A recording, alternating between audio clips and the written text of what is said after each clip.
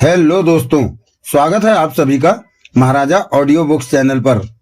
दोस्तों, मैं आपके लिए लेकर आया हूं सुरेंद्र मोहन पाठक जी के उपन्यास गोल्डन गर्ल, जो कि सुधीर सीरीज का ही 15वां कारनामा है। तो चलिए प्रारंभ करते हैं Sudhir series Surendra Mohan Pathak ji golden girl episode number 1। वो ऐन मेरी आंखों के सामने मरी। उसका नाम था अंतरा। अंतरा श्रेष्ठ। नाम से वो श्रेष्ठ थी, लेकिन बाकी हर बात में सर्वश्रेष्ठ थी। खास तौर से मेरी तजुर्बेकार पारखी निगाह में मेरी पसंद की हर चीज उसमें बहुतायत में थी।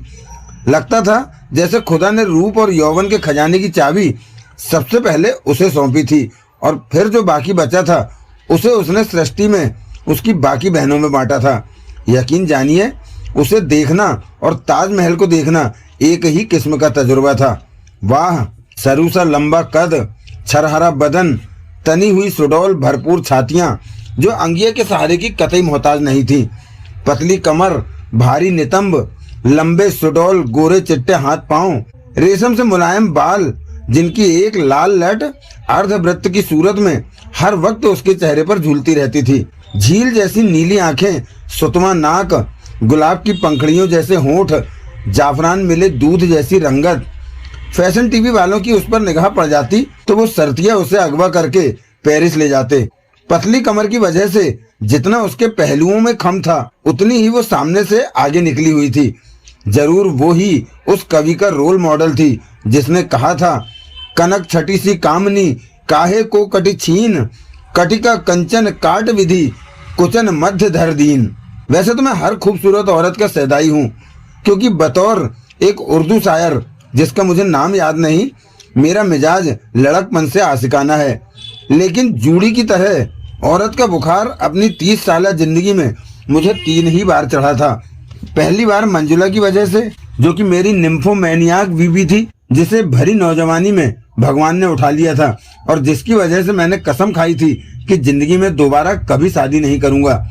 दूसरी बार सोना सूद की वजह से, जो कि अब्बा की पॉप सिंगर थी, जिसे उसके एम्प्लॉयर जॉन पी एलेक्जेंडर ने उठा लिया था, जिसके इश्क में गले गले तक डूबकर मैं अपनी कभी शादी न करने की कसम तोड़ने को तैयार हो गया था, जिसकी खातिर मैं जान से जाते बचा था, और जिससे मैंने औरत जात से नफरत का नया सबक सीखा था, जो कहता था कि आज के दौर की खातून बनाई जिसने, वही मेरा भी खुदा हो, मुझे मंजूर नहीं।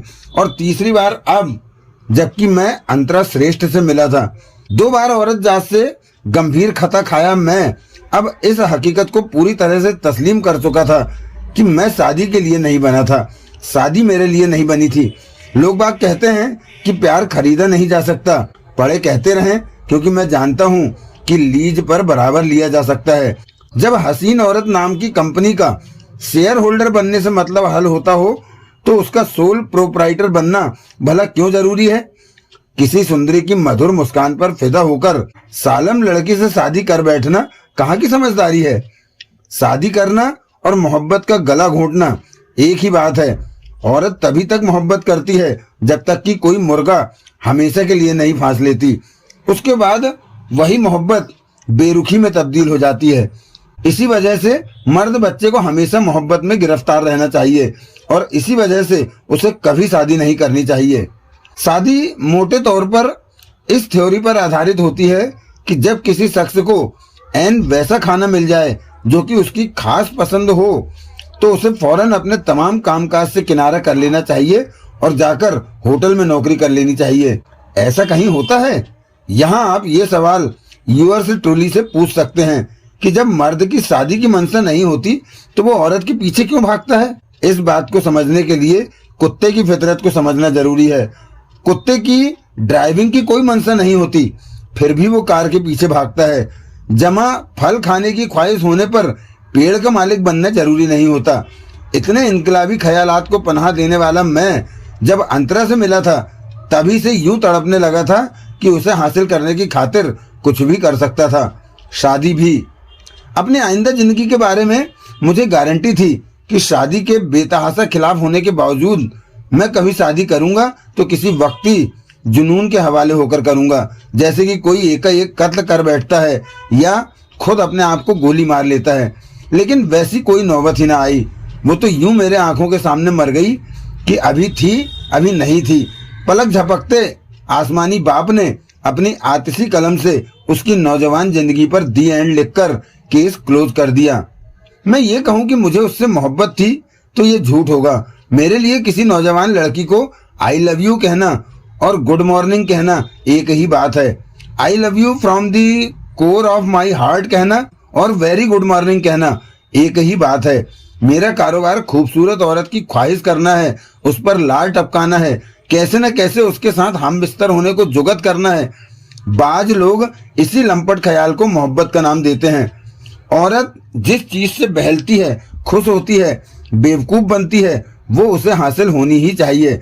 अगर वो आई लव यू से खुश होती है तो ये 3 जादुई लफ्ज आपको अक्सर उसके कानों में उंडेलते रहना चाहिए, उसके मोबाइल पर SMS करते रहना चाहिए, ईमेल से अरसाल करते रहना चाहिए। लेकिन अब इन बातों का क्या मानी है? अब तो उसका वजूद ही खत्म हो गया। अब तो वो मेरे सामने और मेरे जैसे अपने सैकड़ों कद्रदानों मेहरबानों के सामने मरी पड़ी थी। उसके सांचे में ढले जिस जिस्म की दीवानावार ख्वाहिश करता मैं उसका पीछा नहीं छोड़ पाता था, वो जिस्म अब एक रेत के बोरे की तरह औंधे मुंह स्टेज पर मेरे सामने पड़ा था और उसकी पीठ में मूठ तक धंसा खंजर मुझे फासले से भी साफ दिखाई दे रहा था। What an and, what an and. मालिक इतना जुल्म भला कैसे कर पाया? मेरे जहन में न्यूज रील की तरह उस शाम का अक्स उभरा जबकि मैंने पहली बार उस परी चेहरा हसीना को देखा था जिसका नाम अंतरा श्रेष्ठ था। कोजी कॉर्नर, ये कनाट प्लेस के इलाके में स्थित मेरे उस फेवरेट बार का नाम है जहां मैं तब आकर बैठता हूं जबकि मुझे कोई काम न हो और मेरा इत्मीनान से एक आध ड्रिंक एंजॉय करने का मन हो। मैं बार के एक स्टूल पर बैठा हुआ था जबकि संजय सिंह मेरे करीब पहुंचा। संजय सिंह इंडियन एक्सप्रेस का रिपोर्टर था और मेरा दोस्त था। दोस्तों को कैसी भी, खास तौर से ड्रिंक डिनर की थूक लगाने के मामले में एक नंबर का नहीं, एक नंबर का कैसे हो सकता था? वो तो मैं हूँ 2 नंबर का हरामी था। दिल्ली के तमाम अखबार वालों के दफ्तर वहां से करीब थे, इसलिए वो बार मीडिया का अड्डा भी माना जाता था। वो मेरे बगल के खाली स्टूल पर आन बैठा। वैसे तो मैं घर से पी के आया हूँ, वो बोला, लेकिन एक पैक तेरे साथ इसलिए पी लूंगा ताकि यार लोगों को थूक लगाने की मेरी प्रैक्टिस बनी रहे। बस एक पैक? मैं बोला। फिलहाल वो बड़े इत्मीनान से बोला, कुत्ता कुत्ते को नहीं काटता। So what else is new? मैंने एक आह भरी और बारमैन को इशारा किया। बारमैन ने उसे ड्रिंक सर्व किया। थैंक यू, वो मेरे से बोला। चीयर्स। चीयर्स, मैं बोला। I never say no to a free drink. This is not a free drink, this cost 100 rupees. As I was saying, I never say no to a free drink और to a free dinner. You said it. अभी dinner का वक्त नहीं है, लेकिन हो जाएगा। खाम खा? अरे भाई, रात तक का साथ है तो हो ही जाएगा। खाम खा? मुझे अपनी बात तो कहने दे, तू तो मुंह ही नहीं खोलने देता। खाम खा खाम खा खाम खा बसता जा रहा है। क्या कहना चाहता है? पहले तो मैं ये कहना चाहता हूँ कि मुझे यहाँ खाम खा आया ना समझ, तुझे एक ड्रिंक की थूक लगाने आया ना समझ। मैं यहाँ खास तेरी तलाश में आया हूँ। अच्छा?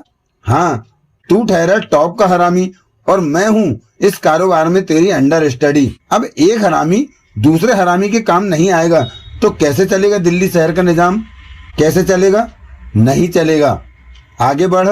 आज मेरी एक गोल्डन गर्ल के साथ डेट है। Golden girl? क्या बात है? गोल्डन गर्ल्स की बाबत कभी नहीं सुना?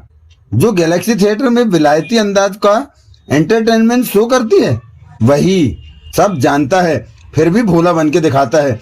दिल्ली शहर में कहीं कोई जिक्र के काबिल सुंदरी बालाएं हों और उनकी तुझे खबर ना हो, ऐसा कहीं मुमकिन है? बोल नहीं। नहीं, उन्हीं बालाओं में से एक से आज मेरी डेट है। बल्कि यूं समझ कि special, no limit no holds barred date है। सोनिया नाम है मेरी जाने तमन्ना, मेरी गोल्डन गर्ल का। आजकल मेरे से फुल फिट है। जरूर भेंगी होगी, ठिगनी होगी, अम्मा होगी, पागल हुआ है? अबे मैं गोल्डन गर्ल बोला कि नहीं बोला? बोला तो सही। तो वो भेंगी ठिगनी अम्मा क्यों कर होगी? ऐसी होती तो क्या गैलेक्सी की 100 गर्ल होती तो वो मेरे से फिट होती तो मैं उससे फिट होता? इतने बुरे दिन आ गए मेरे? यानी कि हसीन है? अरे मर्सिडीज है, BMW है, रोल्स रॉयस है, लिहाजा तेरी लॉटरी निकली है और तेरी निकलने वाली है। वो कैसे? मेरी मनोहार पर सोनिया ने तेरे लिए भी एक डेट फिक्स की है। अभी जब वो मुझे मिलेगी, हमें मिलेगी, तो उसी जैसी एक गोल्डन गर्ल और उसके साथ होगी। कोहली गस खा जाएगा। तूने देखी दूसरी लड़की? अब देखूंगा, लेकिन जब वो सोनिया की कुलीग गोल्डन गर्ल है तो उसकी वाह वाह होना लाजमी है। अब बोल क्या कहता है? मेरा पहले कभी किसी ब्लाइंड डेट से वास्ता नहीं पड़ा। अगर वो तुझे लंगड़ी लगे, 2 सिर दिखाई दे तो देखते ही वापस लौट आना। मेरे पर ये मेहरबानी किस लिए? तू यार है, सिर्फ मैं सारे शहर में इकलौता? अरे मैं तनख्वाह कमाने वाला आदमी हूँ। मैं किसी हाई क्लास जगह का ड्रिंक डिनर का खर्चा कैसे उठा सकता हूँ? तो साफ बोलना कि यार पर मेहरबानी इसलिए है क्योंकि बिल का बोझ उठाने के लिए कोई मजदूर चाहिए। यार तू तो बात की जड़ मार देता है। मैं सारी दुनिया को थूक लगाता हूँ, तू मुझे थूक लगाएगा? एक बार लगा लेने देना। उसके स्वर में याचना का पुट आ गया। तेरे जैसी कमाई मेरे को होती तो क्या मैं ऐसी कोई कोशिश करता? मैं स्मगलर हूँ, ब्लैक मार्केटियर हूँ, बैंक डकैत हूँ। तू यार है, दिलदार है, सदाबहार है। जब मुझे तेरे से कोई अखबारी जानकारी हासिल करनी होती है और अपनी फीस वसूले बिना तू मेरी बात सुनने को राजी नहीं होता, तब भूल जाता है कि मैं तेरा सदाबहार यार दिलदार हूँ। अब नहीं भूलूंगा। जाना कहाँ होगा? Galaxy theatre. कब जाना होगा? उसने अपनी कलाई घड़ी पर निगाह डाली। अभी। वो बोला, यहाँ शो बस खत्म होने वाला ही होगा। बॉटम्स अप कर। गैलेक्सी थिएटर वहां से करीब ही मंडी हाउस के इलाके में था। हम वहां पहुंचे तो हमने उस शो के दर्शकों को हजूम में थिएटर से रुखसत होते पाया। संजय सिंह मुझे थिएटर की इमारत के पिछवाड़े के एक दरवाजे पर ले गया, जो कि बकौल उसके कलाकारों की आवाजाही के लिए सुरक्षित रास्ता था। दरवाजा बंद था। वो उसके बाजू में और मैं उसके बाजू में खड़ा हो गया। इंतजार एक नामुराद काम था जो आपके खादिम से नहीं होता था। मैंने शिकायत भरी निगाहों से संजय सिंह की तरफ देखा। अभी। वो आश्वासन और अनुनय पूर्ण स्वर में बोला, अभी। मैंने अनमने भाव से सहमति में सिर हिलाया और जेब से अपना डनेल का पैकेट निकालकर एक सिगरेट सुलगा लिया। इंतजार के उस दौर में मैं दूसरा सिगरेट सुलगा के हटा था जबकि दरवाजा खुला और एक लंबी ऊंची हसीना ने बाहर कदम रखा। वो डेनिम की जीन्स और स्कीवी पहने थी और मशीनी अंदाज में चिंगम चबा रही थी। हेलो। वो मुस्कुराती हुई संजय सिंह से बोली, ज्यादा इंतजार तो नहीं करना पड़ा? कम भी नहीं करना पड़ा। संजय सिंह उस पर बलिहार जाता हुआ बोला, हम बस अभी पहुंचे हैं। युवती ने मेरी तरफ देखा। ये मेरा दोस्त सुधीर कोहली है। तत्काल संजय सिंह बोला, और कोहली ये सोनिया है, सोनिया रैना, जिसका मैंने जिक्र किया था। हेलो। मैं तनिक सिर नवाकर सोनिया का अभिवादन करता हुआ बोला, हेलो योरसेल्फ। वो मधुर स्वर में बोली, कैसे हैं जनाब? जनाब अपने बारे में कुछ बताकर नहीं गए। मैं ठीक हूँ। मजाक कर रहा है, संजय सिंह बोला। No problem. वो बोली, मुझे मजाक पसंद लोग पसंद हैं। फिर तो खूब गुजरेगी जो मिल बैठेंगे दीवाने दो। मैं बोला, इस पर लाइन न मार कोहली। संजय सिंह बोला, ये वो नहीं है। तो वो कहाँ है? वो कहाँ है? संजय सिंह ने सोनिया से पूछा। अभी भीतर है, सोनिया बोली, लेकिन पता नहीं उसे हमारा साथ कबूल होगा या नहीं। क्या बात कर रही हो? जब पहले ही सेटल हो चुका है कि? वो तो ठीक है, लेकिन वो मूडी लड़की है। उसके मूड का कुछ पता नहीं लगता। तुमने कुछ बोला तो होगा उसे? बोला था, तब उसने इनकार तो नहीं किया।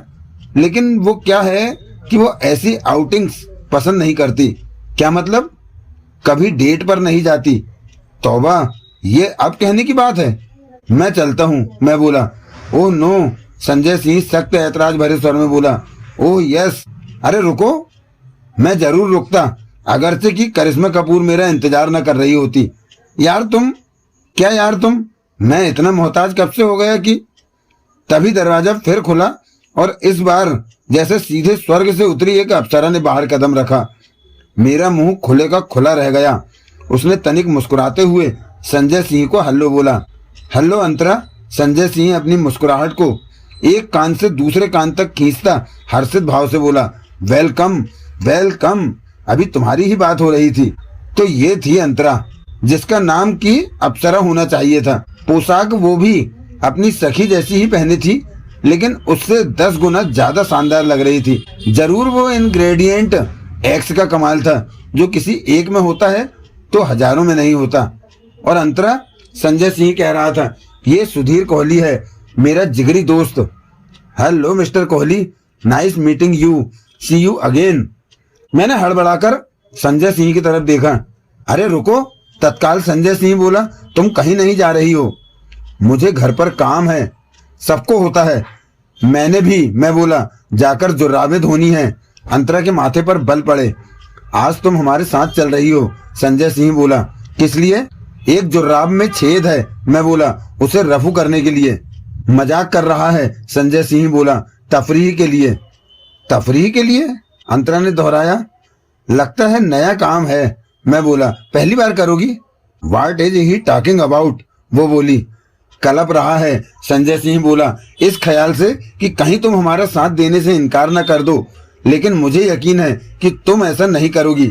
नहीं करोगी ना? जाना चाहती है तो जाने दो, मैं बोला।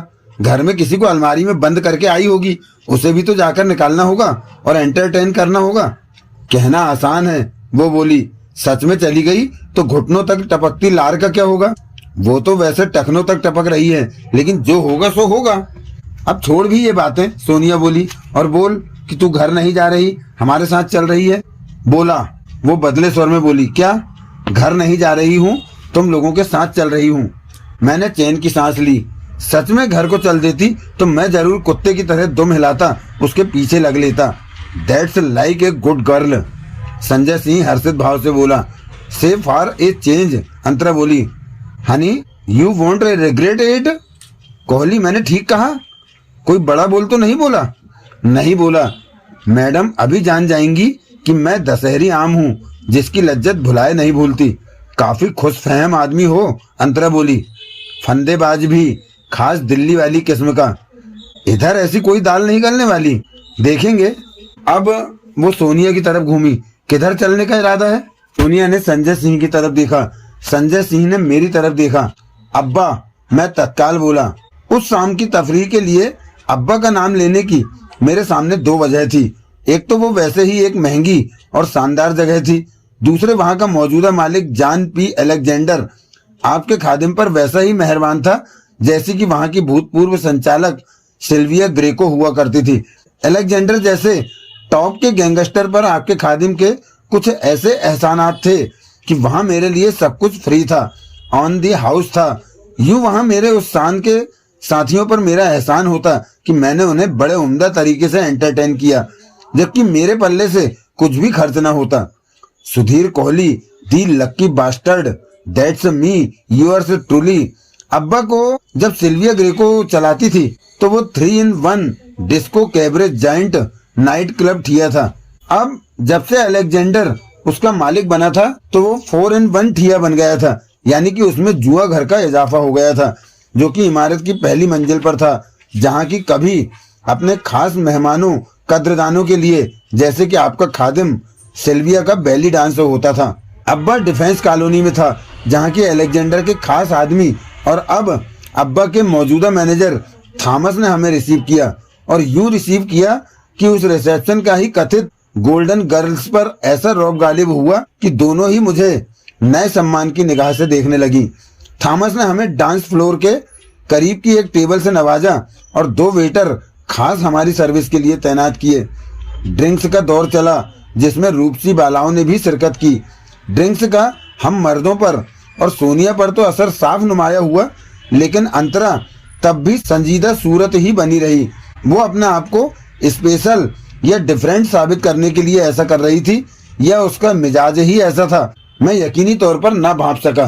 तब कई बार तो वो मुझे वैक्स म्यूजियम की डमी की तरह बेहिस लगी, लेकिन तौबा सिकन हुस्न की मलिका वो मुझे हर मूड में हर हाल में लगी। 2 ड्रिंक्स के बाद मैंने उसे डांस के लिए प्रपोज किया। सॉरी मिस्टर कोहली, वो खेदपूर्ण स्वर में बोली। मैं बहुत थकी हुई हूँ, इसलिए इफ़ यू डोंट माइंड। थकी हुई वो मुझे कतई न जान पड़ी। इतनी नौजवान मुंहजोर घोड़ी थी, थकी होने का क्या काम? क्या डर्बी की रेस में हिस्सा लेके आई थी? उसका खेद प्रकाश भी मुझे फर्जी जान पड़ा। ज्यादा चुभने वाली बात ये थी कि उसे मालूम था कि मुझे मालूम था कि वो झूठ बोल रही थी, लेकिन उसे रत्ती भर परवाह नहीं थी। नो आई डोंट माइंड, मैं बोला, लेकिन मेरा एक सवाल है। क्या? मेरे माइंड करने से तुम्हारे मिजाज में तब्दीली आ जाएगी? नहीं। तो फिर माइंड क्या और डोंट माइंड क्या? Maybe you are right. एकाएक वो उठ खड़ी हुई। मैं अब चलती हूँ। ओह नो, संजय सिंह बोला। ओह नो, सोनिया बोली। Not yet but I must, Antara बोली। Good night everybody. मैं तुम्हें घर छोड़कर आता हूँ, मैं उठता हुआ बोला। नहीं नहीं, उसने तत्काल विरोध किया। ऐसी जहमत करने की जरूरत नहीं। कोई जहमत नहीं, ये तो मेरे लिए खुशी की बात होगी। फिर भी जरूरत नहीं। कुछ करना ही चाहते हो तो टैक्सी कर दो। देखो रात बहुत हो गई है, इस घड़ी अकेले घर जाना। अकेले कहाँ? टैक्सी वाला जो साथ होगा। लेकिन मिस्टर कोहली, मैं बच्ची नहीं हूँ। इसी बात का तो अफसोस है। क्या? कुछ नहीं, आओ चल के टैक्सी तलाश करते हैं। Thank you. टैक्सी तलाश न करनी पड़ी, वो अब्बा के सामने ही मौजूद थी। मैंने इशारा किया तो ड्राइवर ने टैक्सी हमारे करीब ला खड़ी की। कहाँ के लिए बोलूं? मैंने पूछा। मैं बोल लूंगी, वो टैक्सी में सवार होती हुई बोली। फिर टैक्सी वहां से रुखसत हो गई। तौबा, पीछे मैं कुड़ता हुआ मन ही मन बोला, कैसी कमबख्त औरत थी। घर का पता बताना तो दूर, ये तक न जानने दिए कि वो दिल्ली में कौन से इलाके में रहती थी। साली जानती नहीं थी कि किससे पंगा ले रही थी। सब फूफा न निकाल दी तो मैं भी पंजाबी पुत्र सुधीर कोहली नहीं, देख लूंगा साली को। मैं देख भी न सका। अगले रोज जब मैंने वैसी कोई कोशिश की तो मुझे एहसास हो गया कि आम हालात में तो उसके करीब भी भटकना मुहाल था। भाड़ में जाए, औरतों की कमी है दुनिया में, खास तौर से यूअर्स ट्रूली के लिए, जिसके जलाल से दिल्ली और आसपास 40 कोस तक की नौजवान लड़कियां थरथराती थी। कहना ही आसान था, हकीकतन मैं अपना वो भाड़ में जाए वाला रुख अख्तियार किए न रह सका। नतीजतन मुझे अपनी मर्जी के खिलाफ उस बाबत संजय सिंह को कल्टीवेट करना पड़ा, जैसा कि अपेक्षित था। पहले तो उसने मेरी खूब खिल्ली उड़ाई, लेकिन फिर संजीदा हुआ, धड़का लग गया। वो बोला, तू यूं समझ मेरे भाई कि मेरे पहले से गर्म खून को 93 ऑक्टेन का तड़का लग गया। वो चालू लड़की नहीं है, हो भी तो मुझे कोई ऐतराज नहीं। मैं क्या करूं? मेरे से पूछता है। मैं सोनिया से बात करूंगा। उसने बात की, नतीजा सुखद निकला। अगली शाम हम चारों फिर तफरीह के लिए एक साथ थे। सोनिया ने अंतरा को उस मीटिंग के लिए कैसे तैयार किया ये वो ही जानती थी, लेकिन किया उसने बराबर। उसके बाद फिर भी अब्बा की मुफ्तखोरी बार बार हासिल करना बेशर्मी थी। इसलिए आपके खादिम को ड्रिंक्स डिनर के खर्चों की खूब थूक लगी, लेकिन नतीजा क्या निकला? कुछ भी नहीं। हर बार तो मेरे से ऐसे पेश आई जैसे मैं कोई राहगीर था जो बस के इंतजार में उसकी बगल में आन खड़ा हुआ था, रेल का कोई मुसाफिर था जिसे इत्तेफाक से उसके पहलू में सीट मिली थी। कमबख्त ड्रिंक्स के बाद भी कभी खुलकर न दी। 3 लार्ज पैक उसकी लिमिट थी, जिनको वो यूं हजम करती थी जैसे नींबू पानी पिया हो। कोई सुरूर नहीं, कोई मुसर्रत का एहसास नहीं, और डांस के लिए कभी तैयार नहीं होती थी। तो फिर क्या करती थी? सखी से बतियाती थी, उससे शो की बातें करती थी, शो में अपने रोल पर तबसरा करती थी, शो में अपने भविष्य की बातें करती थी। और जब ऐसा करती थी तो यूं करती थी जैसे मेरा कोई वजूद ही ना हो। ऐसी एक मीटिंग के दौरान हम साउथ एक्सटेंशन के एक डिस्को में थे, जबकि बैंड ने डांस म्यूजिक बजाना शुरू किया। संजय सिंह और सोनिया रैना उठकर डांस फ्लोर पर चले गए। मैंने अंतरा को डांस के लिए इनवाइट किया तो उसने ऐसा पुरजोर इनकार किया कि मैं खिसिया के रह गया। तो हम अंताक्षरी खेलें? मैं बोला। क्या? वो सकपकाकर बोली। यूं कुछ तो कम्युनिकेशन होगा हमारे बीच। अभी सोनिया और संजय लौट आएंगे, मुझे उनसे कम्युनिकेशन की कोई प्रॉब्लम नहीं है। मैं अपनी और तुम्हारी बात कर रहा था। वो कुछ क्षण खामोश रही और फिर यूं बोली जैसे जिम्मेदारी के तौर पर बोलना जरूरी समझा हो। इतनी बार मुलाकात हुई मिस्टर कोहली, एक बात का जिक्र कभी ना आया। किस बात का? What is your line of business. तुम भी अपने दोस्त की तरह पत्रकार हो? नहीं, मैं पीडी हूँ। पीडी? Private detective. तत्काल मुझे यूं लगा जैसे वो चौंकी हो। Private detective? उसने दोहराया। हाँ, सुना तो था कि इस धंधे के हमारे मुल्क में भी पांव पड़ चुके थे, लेकिन कोई प्राइवेट डिटेक्टिव रूबरू आज ही देखा। जय नसीब। क्या मुकाम है इस ट्रेड में तुम्हारा? वही जो फलों में आम का होता है और आमों में दशहरी आम का होता है। तभी बैंड बजना बंद हो गया। सोनिया और संजय लौट आए। बैंड म्यूजिक दोबारा शुरू हुआ तो मैंने उठकर सोनिया को डांस के लिए आमंत्रित किया। वो उठकर खड़ी हुई। उसका हाथ थामे मैं डांस फ्लोर पर पहुंचा और उसको बाहों के घेरे में लेकर म्यूजिक की लय पर हिलने डुलने लगा। मेरे मुंह पर बीट लगी है, एकाएक मैं बोला। उसने अचरज से मेरी तरफ देखा और फिर बोली, नहीं तो जरूर मैं ड्रैकुला लगता होऊंगा। No never, you are a handsome person. Handsome and youthful and interesting. तुम्हारी सखी को यह सब दिखाई नहीं देता?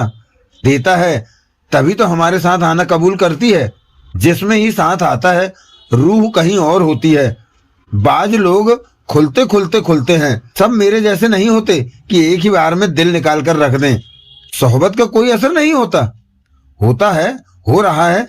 तुम छलांग मारकर फिनिश लाइन पर पहुंचना चाहते हो, इसलिए तुम्हें दिखाई नहीं देता। अच्छा, हाँ, तुम्हारी जानकारी के लिए जब से हम शो में हैं, तुम पहले मर्द हो जिसके साथ अंतरा ने डेट पर जाना कबूल किया है। आज तक उसने कभी किसी को भाव नहीं दिया। उसका रिकॉर्ड बरकरार है। मेरे को भी किधर दिया है? मेरे साथ भी कहाँ है वो? होगी, अभी सब्र करो, सब्र का फल मीठा होता है। तभी बैंड बजना बंद हो गया। हम डांस फ्लोर से वापस लौटे। मेरी उससे अकेले मुलाकात की सूरत नहीं। रास्ते में मैं बोला, अकेले? सोनिया बोली, तुम्हारे बिना, संजय के बिना, ताकि शो के अलावा कोई बात हो सके। शो की बातें सुन सुनकर तो मेरे कान पक गए। तड़प रहे हो जेवह होने को, यही समझ लो। कभी खुद बोल के देखो अकेले साथ चलने को। देखा, नहीं मानी। तुम कुछ करो ना प्लीज। मैं कोशिश करूंगी। कोशिश नहीं, कुछ। मैं बकरी की तरह उसके गले में रस्सी बांध के रस्सी का दूसरा सिरा तुम्हें थमा दूंगी। सॉरी, या उसे संदूक में बंद करके संदूक को ताला लगा के चाबी तुम्हें सौंप दूंगी। अरे बोला ना सॉरी। मैंने भी बोला ना कोशिश करूंगी। ऐसे कामों में कोशिश ही की जा सकती है, तोप नहीं दिखाई जा सकती। You are right, I am sorry already. Never mind, but you will do your best. Yes, I will. Thank you. उसका किया अगले रोज सामने आया, सोनिया की फोन कॉल की सूरत में। आज शाम अंतरा फिर हमारे साथ होगी, वो फोन पर बोली। वो मान गई? मैं सशंक भाव से बोला, क्योंकि अब तक की कोई 2 मीटिंग मुतवातर 2 दिन नहीं हुई थी। मान गई तभी तो बोला, लेकिन आज शाम का प्रोग्राम कुछ जुदा होगा। मतलब? आज शाम की बैठक तुम्हारे फ्लैट पर होगी। मैंने अंतरा को बोल दिया है और उसने मान लिया है। ड्रिंक्स का प्रोग्राम तुम्हारे फ्लैट पर होगा। फिर डिनर के लिए जहां जाने का फैसला होगा वहां चलेंगे। लेकिन बात क्या बनेगी? कैसे? तुम्हारे यहाँ मीटिंग का 10:30 बजे का टाइम मुकर्रर हुआ है। अंतरा खुद वहां पहुंचेगी। मैं और संजय भी खुद वहां पहुंचेंगे। अंतरा वक्त की पाबंद है, हम नहीं हैं। मतलब समझो भोले बादशाह। ओह, तुम और संजय जानबूझकर लेट आओगे? आएंगे ही नहीं। वजह क्या बयान करोगे? वजह बयान करने की नौबत अगले दिन आएगी। तब तक कोई वजह सोच लेंगे। बोल देंगे पुलिस पकड़ कर ले गई थी। खामखा तुम वो किस्सा छोड़ो। कोई सजती सी कहानी गढ़ना मेरा काम है, संजय का काम है। तुम बाकी अपने मतलब की बात को समझो। वो तो मैं समझ गया। Good and thank you. No mention. I wish you all the best. 10:30 बजे अंतरा मेरे फ्लैट पर, जो कि ग्रेटर कैलाश पार्ट 2 की एक इमारत की पहली मंजिल पर है, पहुंची। मैंने यूं उसे रिसीव किया जैसे क्लोपेट्रा जूलियस सीजर से मिलने आई हो। मैंने उसे ड्राइंग रूम में बिठाया। उसकी फरमाइश पर उसे कोल्ड ड्रिंक से नवाजा, स्टीरियो पर मध्यम रोमांटिक म्यूजिक चलाया और फिर सोफे पर उसके पहलू में बैठ गया। उसने ऐतराज न किया। अलबत्ता उसका मिजाज वैसा ही था जैसा हमेशा होता था। उस घड़ी वो मुझे ऐसे सौदागर जैसी लगी जो अपना माल महंगे से महंगे दामों पर बेचना चाहता था, और मैं ऐसे ग्राहक की तरह था जो माल की कम से कम कीमत अदा करना चाहता था। सच पूछिए तो आपका खादिम तो कीमत अदा ही नहीं करना चाहता था। आपके खादिम का आपसे क्या छुपा है? मुझे बहुत खुशी हुई है। मुझे और कुछ न सूझा, इसलिए मैं बोला कि तुम्हारे कदम मेरे गरीब खाने में पड़े। वो केवल मुस्कुराई। शुक्र है, मैं चैन की लंबी सांस लेता बोला। किस बात का?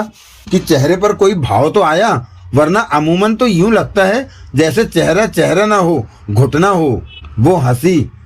हंसी तो फंसी। आज देख लूंगा साली को। मैं यहाँ अकेला रहता हूँ, मालूम है। मालूम है तो ठीक है, वरना मुझे अंदेशा था कि कहीं इसी वजह से तुम यहाँ आने से इनकार न कर दो। मैंने किया? नहीं, थैंक यू। क्यों रहते हो अकेले? कोई है ही नहीं इस दुनिया में अपना कहने को।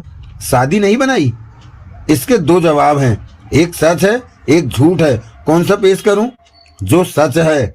बनाई, चली नहीं। वजह? बीबी जन्नत नसीन हो गई। अरे कैसे? कत्ल हो गया उसका। Oh no. यस, लेकिन वो किस्सा फिर कभी। अब आगे क्या इरादा है? शादी की बाबत? हाँ, दूध का जला छाछ फूंक फूंक कर पीता है। मतलब साफ बोलूं? हाँ भाई, आपसदारी में साफ ही बोलना चाहिए। इरादा तो नहीं है, लेकिन अगर कोई तुम्हारे जैसी करे तो बात दूसरी है। वो हंसी। मर्दों के लिए शादी चिंगम चबाने जैसा काम होता है, वो बोली। उन्हें थोड़ा अरसा तो सब कुछ बड़ा मीठा मीठा लगता है, फिर चाहे जितना चबा लो बेस्वाद ही रहता है। ऐन मेरे मन की बात कही। अलबत्ता मैं अपनी जुबान से कहता तो बुरा लगता। फिर मुझे लगा कि मुझे ऐसा नहीं कहना चाहिए था, इसलिए मैंने बात संवारी। लेकिन तमाम चिंगम एक जैसी तो नहीं होती। मसलन मौका दो तो तुम्हें तो मैं ताजिंदगी चबा सकता हूँ। लाइन मार रहे हो? हाँ, तुम्हारी साफगोई मुझे पसंद आई। मैं ड्रिंक्स तैयार करूं? अभी नहीं, वो लोग आ जाएं तो करना। उन्हें आने में अभी टाइम लगेगा। उसकी भवें उठी। तुम्हारे यहाँ पहुंचने से 2 मिनट पहले संजय का फोन आया था। वो लोग रास्ते में कहीं फंस गए हैं। कम से कम 1 घंटा लग जाएगा उन्हें यहाँ पहुंचने में। मुझे अंदेशा था कि वो फौरन उठ खड़ी होगी और कहेगी कि वो 1 घंटे बाद आएगी, लेकिन ऐसा ना हुआ। फ्लैट अच्छा है तुम्हारा? वो सहज भाव से बोली। छोटा है, एक ही बेडरूम है। एक जने के लिए एक से ज्यादा बेडरूम किस काम के? 2 जनों के लिए भी। मैं अर्थपूर्ण स्वर में बोला। एक से ज्यादा बेडरूम किस काम के? ये भी ठीक है। उसने एक बार फिर दाएं बाएं निगाह दौड़ाई और फिर बोली। छोटा है लेकिन वेल डेकोरेटेड है। Thank you. मेरे ख्याल से अब एक एक ड्रिंक हो ही जाए। गोली की तरह मैंने 2 ड्रिंक्स तैयार किए और उसके साथ चेयर्स बोला। तो तुम प्राइवेट डिटेक्टिव हो? वो बोली। हाँ। टॉप के? कद्रदान मेहरबान ऐसा ही समझते हैं। ठीक समझते हैं। मैंने दरियाफ्त किया है तुम्हारी बाबत। मैंने हैरानी से उसकी तरफ देखा। येलो पेजेज में दर्जन के करीब प्राइवेट डिटेक्टिव एजेंसी दर्ज हैं, लेकिन टॉप की सिर्फ तुम्हारी है। ठीक? हाँ, खाकसार इस धंधे में अंधों में काना राजा का दर्जा रखता है। तफरीह पर इतना पैसा खर्च करते हो, जरूर अच्छी कमाई करते होगे। सब जरूरतें पूरी हो जाती हैं। मैं लापरवाही से बोला। शौक पूरे हो जाते हैं और क्या, किसी ने कुछ साथ ले जाना है? Very well said. फीस भी तगड़ी चार्ज करते होगे। है तो ऐसा ही कुछ कुछ। दशहरी आम महंगा ही मिलता है। क्या चार्ज करते हो? क्यों जानना चाहती हो? यूं ही, कोई खास वजह नहीं। कोई सीक्रेट है तो मत बताओ। सीक्रेट? खामखा? क्लाइंट को भी तो बताता हूँ, भले ही वो सुनकर भाग जाए और कभी लौट कर ना आए। वही तो। नॉर्मल फीस है 5,000 रुपए रोज, जमा खर्चे। 1 हफ्ते की एडवांस फीस यानी कि 35,000 रुपए मिनिमम। काम भले ही 2 दिन में हो जाए या 2 घंटे में हो जाए। करारी फीस है। खिदमत भी करारी करता हूँ। कोई इतनी फीस ना भर सके तो वही जो हवाई जहाज का किराया नहीं भर सकते, राजधानी का किराया नहीं भर सकते, तो करते हैं। पैसेंजर ट्रेन पर सफर करते हैं। फीस पर कभी कोई डिस्काउंट नहीं देते हो? देता हूँ। कितना? 100% तक। क्या? तुम मांग के देखो। ओह, काम किस किस किस्म के कबूल करते हो?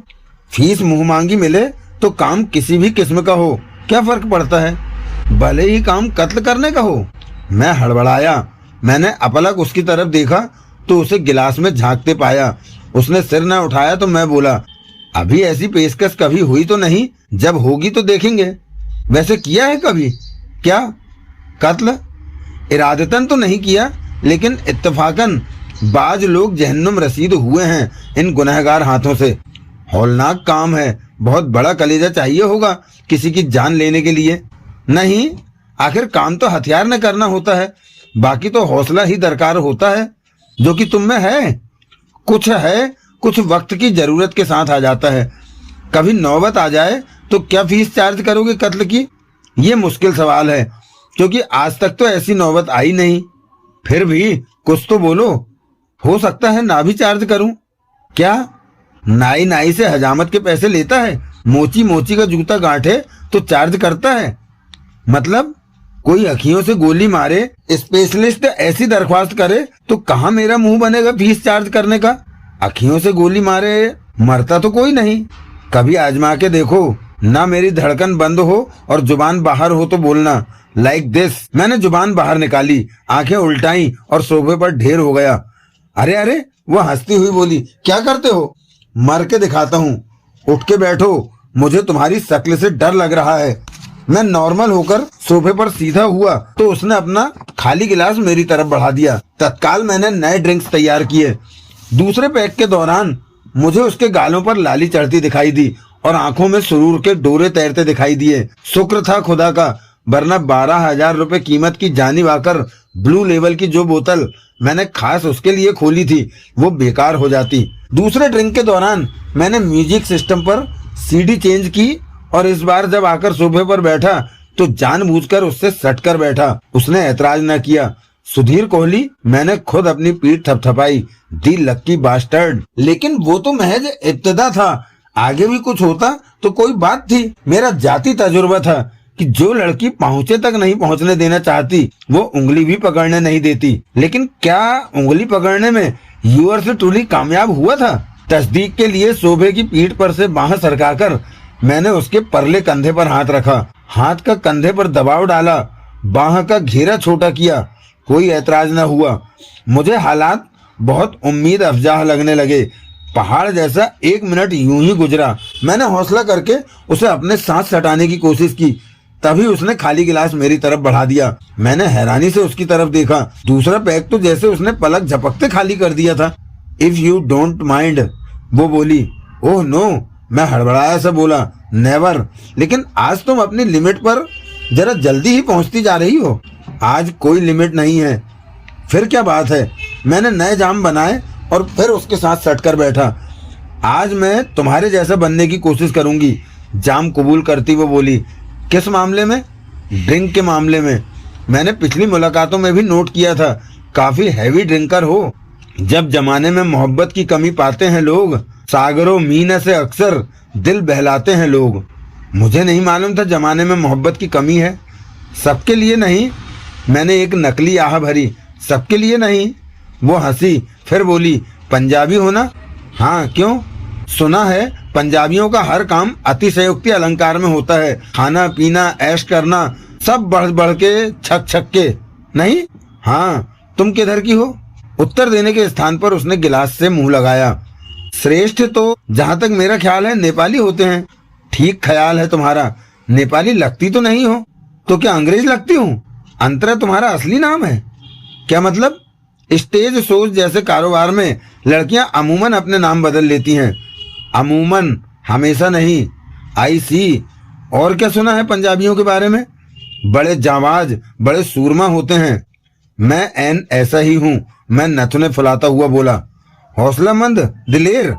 बिल्कुल। चाहूँ तो आजमा के देख लूं? चाहो तो अभी आजमा कर देख लो। सरे तस्लीम खम है जो मिजाजे यार में आए। अभी कैसे होगा? अभी तो सोनिया और संजय आने वाले हैं। नहीं आने वाले। क्या मतलब? उन्होंने आना होता तो अब तक आ चुके होते। उस घोषणा के बाद जिस बात की मैं अपेक्षा कर रहा था, एन उससे उलट हुआ। उसने एक सांस में अपना विस्की का गिलास खाली किया और उठकर खड़ी हो गई। क्या हुआ? मैं हड़बड़ाकर बोला। चलती हूँ, वो बोली। अगर वो लोग नहीं आने वाले हैं तो मेरा यहाँ टिकना बेमानी है, लेकिन आई मस्ट गो नाउ। तुम्हें शायद अंदेशा है कि वो ऊपर से आ जाएंगे। ऊपर से? क्या मतलब? समझो। ओह, अगर ऐसी बात है तो हम कहीं और चलते हैं। नहीं, आज का साथ इतना ही काफी है। और जो तुम ड्रिंक्स के मामले में मेरे जैसा बनने की कोशिश करने वाली थी। जब मैंने ऐसा कहा था तब मुझे नहीं मालूम था कि वो दोनों नहीं आने वाले थे। वो नहीं आने वाले तो तुम समझती हो कि तुम ज्यादा पी लोगी तो मैं तुम्हारे साथ कोई बदसलूकी करूंगा। कल करना। क्या बदसलूकी? क्या पतंगबाज औरत थी, पहले ढील दी, फिर खींचना शुरू कर दिया, फिर लटका दिया, फिर खींच लिया, फिर ढील दे दी। तुम? मैं संदिग्ध भाव से बोला। मुझे उल्लू तो नहीं बना रही हो? बन जाते हो बनाने से, वो इठलाकर बोली। नहीं तो फिर सवाल कैसा? तुम्हारे मौजूदा मिजाज की वजह से एक शेर याद आया। क्या? जिसकी जिल्लत में भी इश्क है, सजा में भी मजा, कुछ समझ में नहीं आता कि मोहब्बत क्या है। आ जाएगा, सब समझ में आ जाएगा, वो बोली। कल तक इंतजार करो। लेकिन कल मुझे तुमसे कुछ काम भी है। काम जिसे मुझे उम्मीद है तुम करने से इनकार नहीं करोगे। कैसा काम? बताऊंगी। कब? बोला ना कल। अभी क्यों नहीं बताती हो? अभी गब्बर आ जाएगा। मजाक कर रही हो? वो मुस्कुराई, मेरी तरफ यूं घूमी कि उसका उन्नत वक्ष मेरी छाती को छूने लगा। उसने अपने दोनों हाथ मेरे कंधे पर रखे। मैंने फौरन उसे अपने अंक में भर लिया। कल, वो मेरे कान में फुसफुसाई, कल रात इंतजार करना, मुराद पूरी होने की। मुराद? जो कोई भी हो, जो कोई भी हो। हाँ, किसी पीर फकीर से दुआ मांगना भी जरूरी नहीं होगा, ऐसे ही पूरी हो जाएगी। ऐसा? हाँ। बेडरूम तो देखकर जाती? कल देखूंगी, बेडरूम भी और भी जो कुछ दिखाओगे। वादा? पक्का। इंतजार करना, इसी जगह, इसी वक्त। उसने एकाएक मेरे होठों पर एक तपता हुआ चुंबन अंकित किया और फिर यह जा वह जा। अगला दिन आया तो जैसे वो मेरे लिए हिमालय पहाड़ बन गया। टाइम अपनी जगह से सरकता ही नहीं जान पड़ता था। तौबा तौबा करके मैंने दिन गुजारा, लेकिन 10:30 बजने में तो तब भी 5 घंटे बाकी थे। तब मुझे वो शो देखना सूझा जिसकी 2 गोल्डन गर्ल से मुतवातर मिलते रहने के बावजूद जिसे देखना मुझे नहीं सूझा था। गैलेक्सी थिएटर की स्टेज पर शो की कथित गोल्डन गर्ल्स क्या करती थी ये जानने की मेरे को कोई उत्सुकता नहीं थी, लेकिन अंतरा क्या करती थी ये जानने के लिए मैं एकाएक तड़पने लगा। गैलेक्सी पुराने जमाने के स्टाइल का थिएटर था जिसमें शो करने के लिए लीज पर लेने वाले अपनी जरूरत के मुताबिक तब्दीलियां करते रहते थे। ऐसी तब्दीलियां मोटे तौर पर स्टेज पर ही होती थी, जहां कई बार किसी स्थायी सेट की तामीर तक करवाई जाती थी। गैलेक्सी का मालिक और मैनेजर दोनों कभी मेरे वाकिफ होते थे, लेकिन बदकिस्मती से मेरे ही एक केस के दौरान दोनों का कत्ल हो गया था। फिर भी इस उम्मीद से मैं वहां पहुंचा कि वहां बहुत लोग मुझे जानते होंगे। मेरी उम्मीद पूरी हुई। नया मैनेजर कमल रस्तोगी ही मेरा जानकार निकल आया, जिसने मेरे से पहले मुझे पहचाना। मैंने उस पर अपनी मनसा जाहिर की तो उसने मुझे टिकट मुहैया कराने की जगह फ्रंट ऑफ द हाउस का मुअज्जिज मेहमान बनाया। फ्रंट ऑफ द हाउस यानी कि थिएटर की सबसे अगली कतार में, जहां से आगे या स्टेज थी या ऑर्केस्ट्रा पिट थी। वीआईपी सीट, बढ़िया। 1 क्विंटल की जेवरों से लदी 3 ठोड़ियों वाली एक औरत की बगल में मैं जाकर बैठा। उसको ट्रक जैसी बनी हुई कहना तो बदतमीजी होता, लेकिन मुझे यकीन था कि जब सड़क पर जा रही होती होगी तो कोई उसे बाएं से पास नहीं करता होगा। मैंने चारों तरफ निगाह दौड़ाई तो पाया कि हाउस फुल था, यानी कि गोल्डन गर्ल्स के शो का जलाल पूरी तरह से दिल्ली शहर के बासिंदों पर हावी था।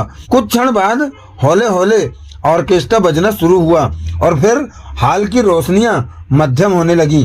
फिर लाल सनील का पर्दा उठने लगा, म्यूजिक तेज होने लगा। सनील का पर्दा जब पूरा उठ गया तो स्टेज की रोशनियां भी मध्यम पड़ने लगी। मैंने देखा स्टेज बहुत विशाल थी। उसकी दाईं ओर के कोने में एक बालकनी का सेट लगा हुआ था, लेकिन वहां बिल्कुल अंधेरा था। स्टेज की रोशनियां तब तक गुल हो गई थी और स्टेज के सिरे के घुमाव के साथ लगी फुटलाइट से ही थी जो कि जल रही थी, लेकिन उनकी रोशनी स्टेज की ऊंचाई तक नहीं पहुंच रही थी, जिसकी वजह जल्दी ही मेरी समझ में आई। स्टेज पर सुनहरी पोशाकें पहने कुछ नर्तकियां प्रकट हुई जो संगीत की ताल पर थिरकने लगी। फुटलाइट्स की रोशनियां उनकी कमर तक ही पहुंच रही थी, लेकिन प्रतिबिंबित होती रोशनियों में उनकी सूरतें भी देखी जा सकती थी जो कि खूब थी। फिर स्टेज पर काले सूट और काले हैट पहने 6 युवक पहुंचे और पब्लिक की ओर मुंह करके एक दूसरे से बराबर फासले पर कतार में खड़े हो गए और खड़े खड़े थिरकने लगे। म्यूजिक तेज होने लगा। फिर स्टेज के बाएं विंग से काली साटन का बेहद लो कट झिलमिल झिलमिल गाउन पहने और हाथ में कॉर्डलेस माइक लिए एक युवती प्रकट हुई, जिस पर निगाह पड़ते ही हॉल तालियों की गड़गड़ाहट से गूंज उठा। लगता था सबको मालूम था कि वो कौन थी, सिवाय मेरे। ये कौन है? मैंने क्विंटल से पूछा, जिसको इतनी तालियों से नवाजा जा रहा है। क्विंटल की 3 ठोड़ियां थरथराई, 6 के बराबर के 2 स्तन जेली की तरह हिले। उपासना नंदा, उसके गुफा जैसे मुंह से आवाज निकली, शो की top star. What is her act? मैंने पूछा। She sings, that's all, and acts, but mainly sings. She is a singing star. वो गाने लगी। सुनहरी पोशाकों वाली नर्तकी युवतियां कोरस में उसका साथ देने लगी। गाना क्या था, कोरस क्या था, मेरे पल्ले कुछ भी ना पड़ा। जरूर इसलिए कि मैं वहां गाना सुनने नहीं आया था। फिर एक लाइन, क्योंकि मेन सिंगर द्वारा भी और कोरस द्वारा भी बार बार दोहराई जा रही थी, इसलिए वो मेरे पल्ले पड़ने लगी। वो थी, प्यारा हिंडोला सुनहरा हिंडोला, सुनहरा हिंडोला जैसे उड़न खटोला। फिर हिंडोले प्रकट हुए, फिर तालियां बजी। हिंडोलों को देखने के लिए मुझे गर्दन को स्टेज की छत की तरफ घुमाना पड़ा, जहां की वो एक कतार में लटक रहे थे और जिनमें से हर एक में एक गोल्डन गर्ल सवार थी। गोल्डन गर्ल, तब मेरी समझ में आया कि वो अंतरा, सोनिया वगैरह गोल्डन गर्ल्स क्यों कहलाती थी। उन पर सिर से पांव तक गोल्ड डस्ट जैसा कोई पेंट या पाउडर स्प्रे किया हुआ था, जिसकी एक रूपता ऐसी थी कि वो निर्वस्त्र लगती थी, परंतु गौर से देखने पर ही मालूम होता था कि वास्तव में वो सब बिकनी स्विम सूट जैसी संक्षिप्त सी ब्रा और पैंटी पहने थी। सबके सिरों पर सुनहरे जिस्मों जैसे ही सुनहरे विग थे, जिनमें सुनहरे पंख लगे हुए थे। जिन हिंडोलों पर वो सवार थीं, वो भी सुनहरे थे। हिंडोलों को संभालने वाली डोरियां सुनहरी फूल पत्तियों से लिपटी हुई थी और उन्हीं के सहारे हिंडोले नीचे उतर रहे थे। ये जानने के लिए कि उनमें से अंतरा कौन थी, मैं आंखें फाड़ फाड़ कर हिंडोले पर सवार एक एक लड़की की सूरत देख रहा था। मुझे वो सबकी सब एक जैसी लगी। पता नहीं अंतरा उनमें थी भी या नहीं, क्योंकि ये तो मैंने उससे कभी पूछा ही नहीं था कि शो में उसका एक्ट क्या होता था, कब होता था या कैसे होता था।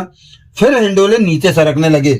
जाहिर था कि ऊपर कहीं कैट वॉक थी, जहां से कि गोल्डन गर्ल्स हिंडोले में सवार होती थी और फिर उसी के सहारे हिंडोले नीचे उतरते थे। उसी क्षण दाएं विंग से रोशनी की एक लकीर सी दाएं से दूसरे हिंडोले की दिशा में चमकी। पलक झपकते से भी कम समय के लिए उसने उस हिंडोले को जैसे एक महीन लकीर जैसी उंगली से छुआ और फिर लुप्त हो गई। बाएं विंग के करीब से उपासना नंदा मदमाती चाल चलती स्टेज के अग्रभाग की ओर बढ़ी। म्यूजिक की तीखी बीट पर नीचे उतरते हिंडोले स्टेज के फ्लोर से कोई 2 फुट के फासले पर आकर स्थिर हुए और हर हिंडोले के पीछे काले सूट और हैट वाला एक युवक आ खड़ा हुआ। मेरी निगाह न जाने क्यों दाईं ओर से दूसरे हिंडोले पर अटक कर रह गई थी। क्यों? क्योंकि वहां कुछ नॉर्मल नहीं था। बाकी हिंडोलों पर सवार गोल्डन गर्ल्स हिंडोलों के स्थिर होते ही हंसी के फूल बिखेरने लगी थी और दोनों हाथों से दर्शकों की तरफ चुंबन उछालने लगी थी। लेकिन दाईं ओर से दूसरे हिंडोले पर सवार गोल्डन गर्ल ऐसा नहीं कर रही थी। उसका शरीर स्लो मोशन की तरह सामने को झुका चला जा रहा था। फिर वो एक धप की आवाज के साथ औंधे मुंह स्टेज के कालीन बिछे फर्श पर आकर गिरी और मुझे उसकी पीठ में घुसे खंजर की मूठ दिखाई दी। उस वक्त मुझे नहीं मालूम था कि उसकी नाजुक पीठ में जो पूरा पैवस्त था वो खंजर था और जो मुझे दिखाई दे रहा था वो उसकी मूठ थी। लेकिन जल्दी ही उस बात की तस्दीक हो गई। वो एन ऑर्केस्ट्रा पिट के दहाने पर आकर गिरी थी और यूं सबसे पहले साज बजाने वालों की जानकारी में वो हौलनाक वाकया आया था। तत्काल म्यूजिक बंद हुआ। कोई जोर से चीखा। फिर यूं खामोशी छाई जैसे सबको सांप सूंघ गया हो। स्टेज पर के तमाम कलाकार जैसे जहां थे वहां फ्रीज हो गए। फिर एकदम ऐसा शोर बरपा कि गनीमत थी कि थिएटर की छत न उड़ गई। किसी अज्ञात आशंका से ग्रस्त मैं अपनी सीट से उठा और स्टेज की तरफ लपका। स्टेज के दोनों कोनों में स्टेज तक जाने वाली सीढ़ियां थी, लेकिन उनमें से किसी की तरफ बढ़ने की जगह मैं ऑर्केस्ट्रा पिट में कूद गया और साजिंदों से और उनकी कुर्सियों से उलझता उसके अगले सिरे पर पहुंचा, जहां से कि मैं स्टेज पर चढ़ गया। मैंने झुककर औंधे मुंह पड़े निश्चेष्ट शरीर की गोल्ड पेंट से पुती सूरत देखी। मेरा दिल मेरे जूते में पहुंच गया। अंतरा, अभी तक उसकी सूरत सिर्फ फुट लाइट से रोशन थी, लेकिन फिर स्टेज की तमाम हेडलाइट्स जल उठी। नई तेज रोशनी में मैंने इस उम्मीद में फिर उसकी सूरत पर निगाह डाली कि शायद वो अंतरा ना हो। मेरी उम्मीद पूरी न हुई। दर्शक तब तक अपनी सीटों से उठ खड़े हुए थे और एक हजूम की सूरत में स्टेज की तरफ बढ़ रहे थे। हर तरफ क्या हुआ की गूंज थी। मैं सीधा हुआ, हॉल की तरफ घूमा और गला फाड़कर चिल्लाया, रुक जाइए, वापस अपनी अपनी सीटों पर बैठ जाइए। कोई थिएटर छोड़कर जाने की कोशिश न करे। तुम कौन हो? कोई चिल्लाया। मुझे एक ही जवाब सूझा, जो कि गलत था, नाजायज था, लेकिन उस वक्त जरूरी था। पुलिस। उस एक लफ्ज का सब पर माकूल असर हुआ। सबके कसबल ढीले पड़ने लगे। इस शो का इंचार्ज कौन है? मैं उच्च स्वर में बोला। एक उम्रदराज व्यक्ति मेरे करीब पहुंचा। मैं स्टेज मैनेजर हूँ, वो बोला। मदन पसरीचा नाम है। हॉल के सारे दरवाजे बंद करवा दो और उन पर पहरा बिठवा दो। पुलिस के आने तक कोई यहाँ से बाहर न जाने पाए। पुलिस? लेकिन तुम तो अभी कह रहे थे कि खुद तुम। बहस न करो, जाकर 100 नंबर पर फोन लगाओ और पुलिस को वारदात की खबर करो। वारदात? कत्ल की वारदात। कत्ल? कैसा कत्ल? दिखाई नहीं देता? अरे हमारी एक गोल्डन गर्ल इत्तेफाक से हिंडोले से गिरकर बेहोश हो गई तो? अंधे हो? पीठ में मूठ तक घुसा खंजर दिखाई नहीं देता? उसने फर्श पर पड़े निश्चेष्ट शरीर की तरफ देखा, फिर उसकी आंखें फट पड़ी। Oh my God, oh my good God. और पर्दा गिराओ ताकि दर्शकों की तमाशबीनी खत्म हो और अपने सारे कलाकार चौकस करो। खुराना? वो चिल्लाया। Yes boss. एक अधेड़ व्यक्ति आगे आया। पर्दा गिराओ। तत्काल यंत्र चालित भारी पर्दा वापस नीचे गिरने लगा। पसरीचा वहां से एक तरफ को लपका। मैंने स्टेज को पार किया और उस दरवाजे पर पहुंचा, जो कि स्टेज द्वार कहलाता था। उस दरवाजे के बाहर ऐन उसके पहलू में एक टेबल थी, जिसके पीछे एक कुर्सी पर एक दढ़ियल बूढ़ा बैठा हुआ था। शो के दौरान तुम यहीं होते हो? मैंने उससे पूछा। हाँ, वो बोला। हमेशा? हाँ, जब से शो शुरू हुआ है बराबर यहाँ मौजूद हो? उससे पहले से बराबर यहाँ मौजूद हूँ। अभी हाल ही में पिछले 3-4 मिनट में यहाँ से कोई निकल कर गया? नहीं। अभी हॉल में इतना कोहराम मचा, तुमने सुना? तुम्हारे पर कोई असर न हुआ इसका? यहीं बैठे रहे? उसने उत्तर न दिया। जवाब दो। आप क्यों पूछ रहे हैं इतने सवाल? जवाब दो। मैं गरज कर बोला। मैं टॉयलेट गया था। कब? अभी 2-3 मिनट पहले। अभी लौटा। फिर भी कहते हो कि बराबर यहाँ मौजूद थे? हाजत लगे तो तब तो जाना ही पड़ता है ना। काफी सयाने हो। तुम्हारी गैर हाजिरी में यहाँ से आए गए की तुम्हें क्या खबर लगी होगी? वो तो है। तुम्हारे टॉयलेट जाने से पहले यहाँ तुम्हारे करीब कोई था? नहीं। किसी को आसपास मंडराते देखा हो? नहीं। ये दरवाजा खुला रहता है या बंद रहता है? खुला रहता है। कभी भीतर स्टेज पर झांकते हो? निगाह भटक ही जाती है उधर। यानी कि झांकते हो? हाँ। भीतर किसी अजनबी को देखा था? अजनबी? जो कि शो की कास्ट का हिस्सा ना हो, खास तौर से स्टेज के दाएं विंग के करीब कहीं? नहीं। शो के किरदारों के अलावा मैंने किसी को नहीं देखा था। शो के किरदारों में से ही सही स्टेज के दाएं विंग के करीब किसे देखा था?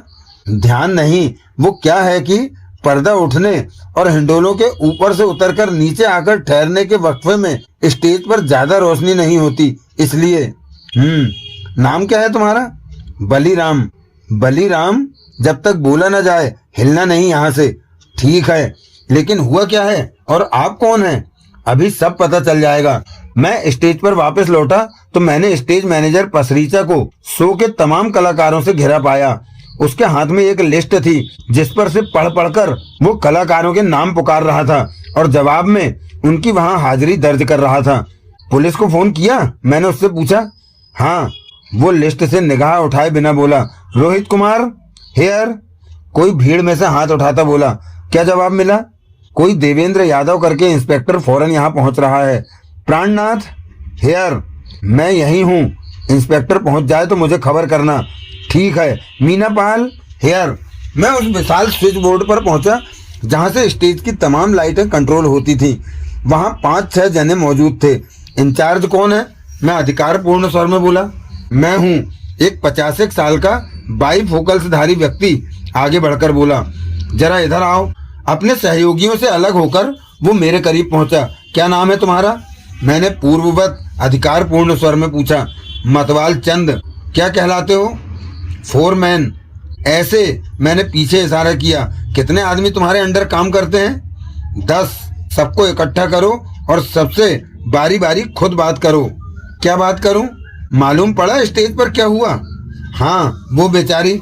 सबसे मालूम करो कि शो शुरू होने के वक्त से लेकर वो वारदात होने तक कौन कहाँ था। शायद उस दौरान किसी ने कोई गैर मामूली बात नोट की हो। जो कोई उस वक्त के उस वक्फे का ठीक से हिसाब न दे पाए उसका नाम अलग से नोट करो। हम में से किसी का उस वारदात से कोई लेना देना नहीं। अगर आप समझते हैं कि मैं नहीं समझता, पुलिस समझती है जो कि बस पहुंचने ही वाली है। यूं थोड़ा होमवर्क करके रखोगे तो फायदे में रहोगे, तुम खुद भी और तुम्हारे आदमी भी, समझे? उसने अनिश्चित भाव से सहमति में सिर हिलाया। मैं वापस स्टेज मैनेजर पसरीचा के पास पहुंचा। वो तब भी अभी हाजिरी ही चेक कर रहा था।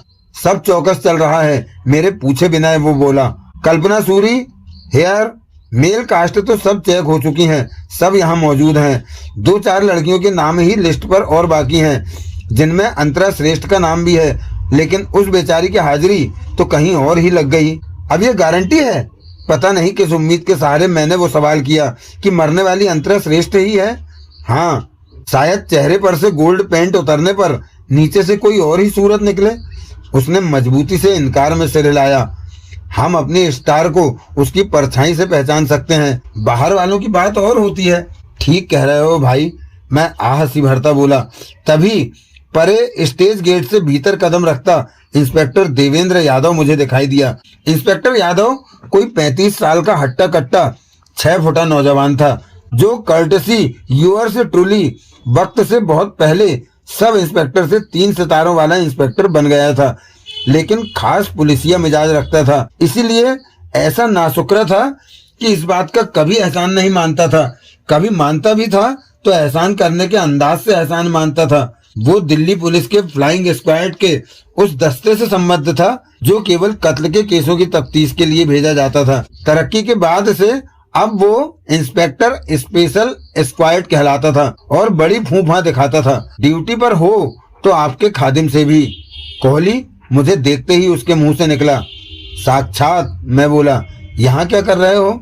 इंस्पेक्टर स्पेशल स्क्वाड के काम आ रहा हूँ, उसकी फ्री सर्विस कर रहा हूँ, उसके लिए ग्राउंड वर्क कर रहा हूँ। क्या किस्सा है?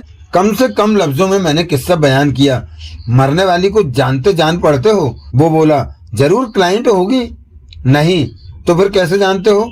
मैंने कब कहा कि मैं जानता हूँ? नहीं कहा तो आप कह लो। नहीं जानता। गोल्ड पेंट की परत के पीछे छुपी सूरत भांप ली? नहीं भांप ली, इसीलिए तो बोला नहीं जानता। भांप पाते तो सूरत कैसी निकलती? जानी पहचानी या अनजानी? कहना मुहाल है। क्यों भला? वो क्या है कि मैं इस शो की एकाध हसीना से वाकिफ हूँ, लेकिन इस वक्त उस एकाध में से ही कोई स्टेज पर मरी पड़ी है, ये सोचकर मेरा कलेजा हिलता है। टालू जवाब है। अब तुम आ गए हो तो अभी सूरत भी सामने आ जाएगी, तब ये सवाल फिर पूछ लेना।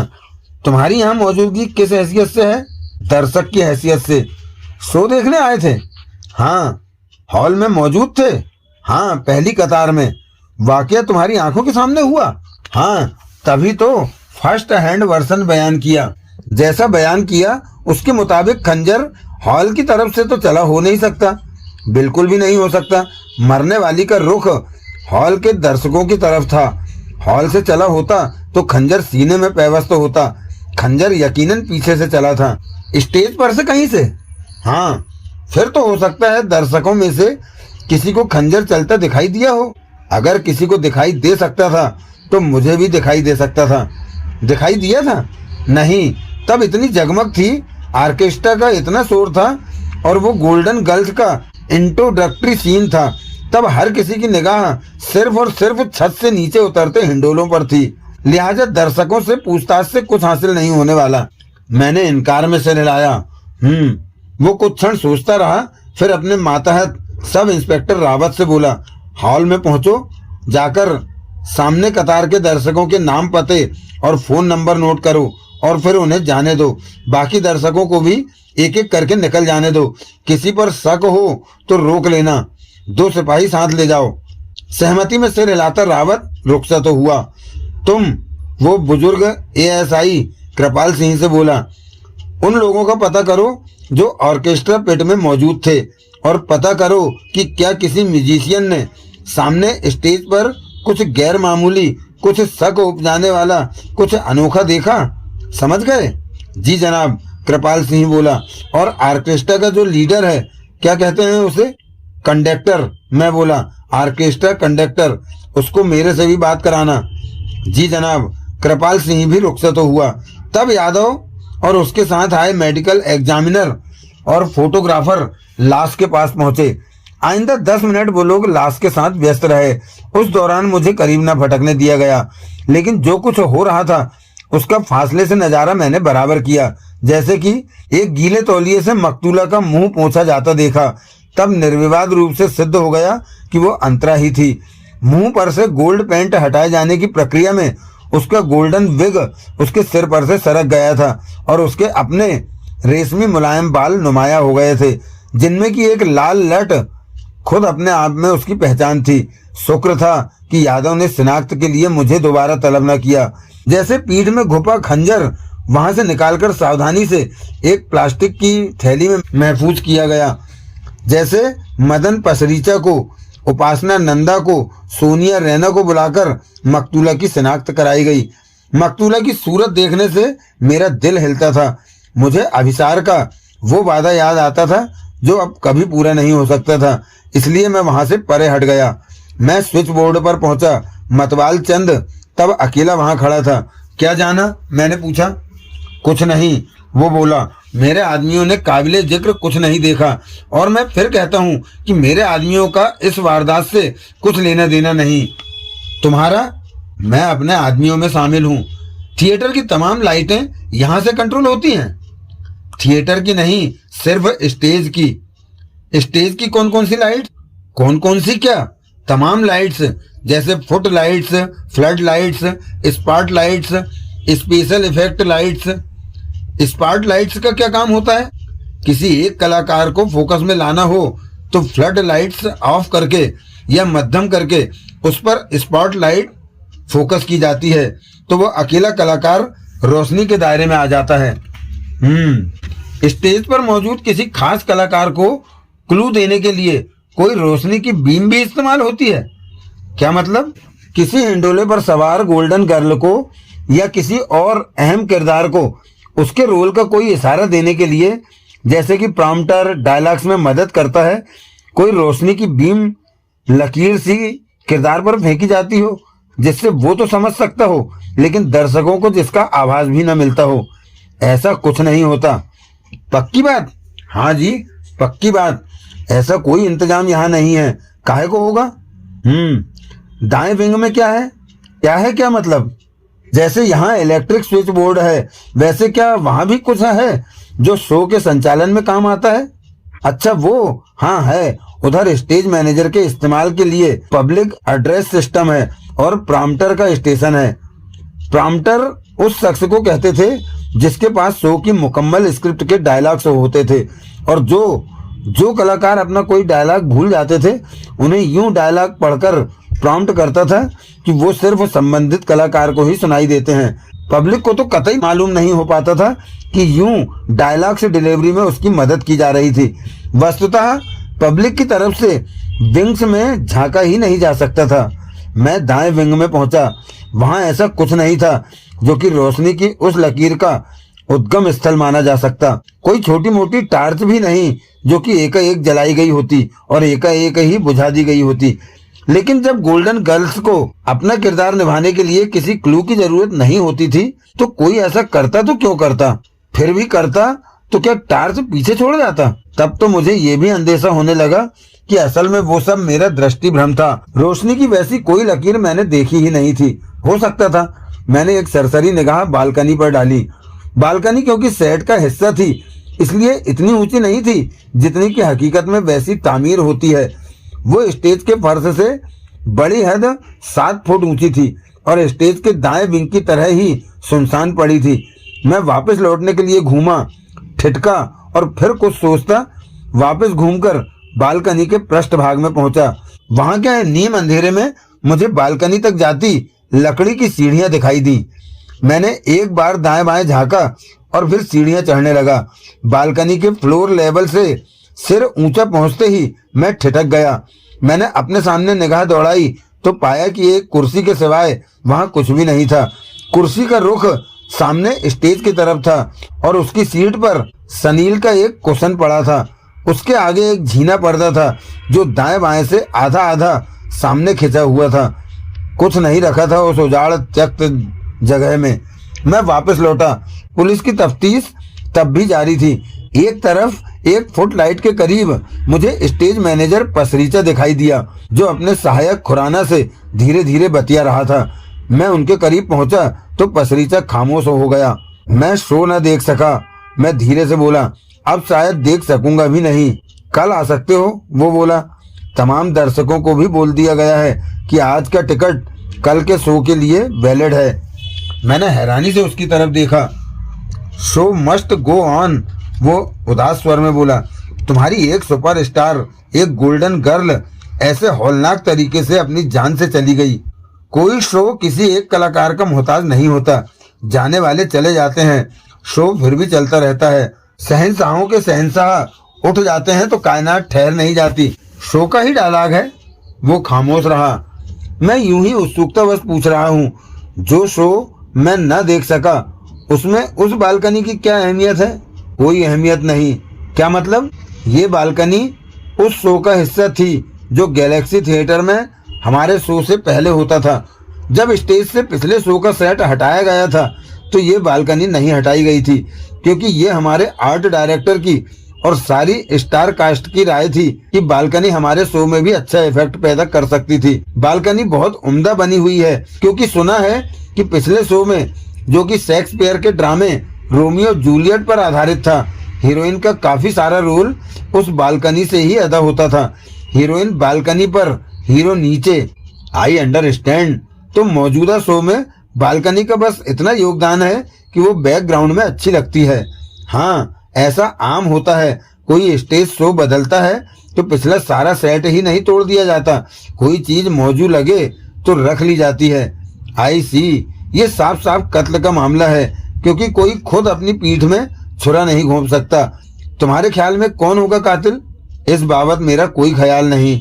फिर भी मरने वाली की किसी से अदावत हो, अनबन हो या अंतरा बहुत रिजर्व्ड लड़की थी। अदावत या अनबन की नौबत आने लायक किसी से वो नहीं हिलती मिलती थी। फिर भी यूं सरेआम भरे शो में किसी ने उसका कत्ल किया तो पुलिस पता लगा लेगी कि क्यों किया, किसने किया। उनका काम है ये। वो तो ठीक है, लेकिन ऐसे सवाल पूछने के लिए मैं फिट पर्सन नहीं हूँ। पुलिस भी तो पूछेगी। पुलिस पर याद आया, तुम हो कौन? पहले तो तुम खुद को ही पुलिस बता रहे थे। मैं सेमी पुलिस हूँ। क्या मतलब? इंस्पेक्टर यादव से पूछना, समझाएगा। उसके फिर बोल पाने से पहले मैं वहां से हटा और लापरवाही से चलता स्टेज डोर पर पहुंचा। वहां डोरमैन बलीराम एक युवती का रास्ता रोके खड़ा था। मैडम जी, वो कह रहा था, हुक्म है कि किसी को बाहर न जाने दिया जाए। इडियट, युवती बोली। मैं कोई नहीं हूँ, मैं कोई बाहर नहीं जा सकता। बलीराम दृढ़ता से बोला, हुक्म है। बिल्कुल ठीक, मैं बोला। कोई गया तो नहीं? उसने मेरी तरफ देखा, मुझे पहचाना और फिर बोला, नहीं साहब जी, कोई नहीं गया। मैं ऐसे जाने देता हूँ किसी को? शाबाश, ये जिद कर रही है, लेकिन मैं, इनकी बात और है। युवती की वहां पिरोता मैं बोला, ये मेरे साथ है। अच्छा, वो संदिग्ध भाव से बोला, हाँ बाजू हटो।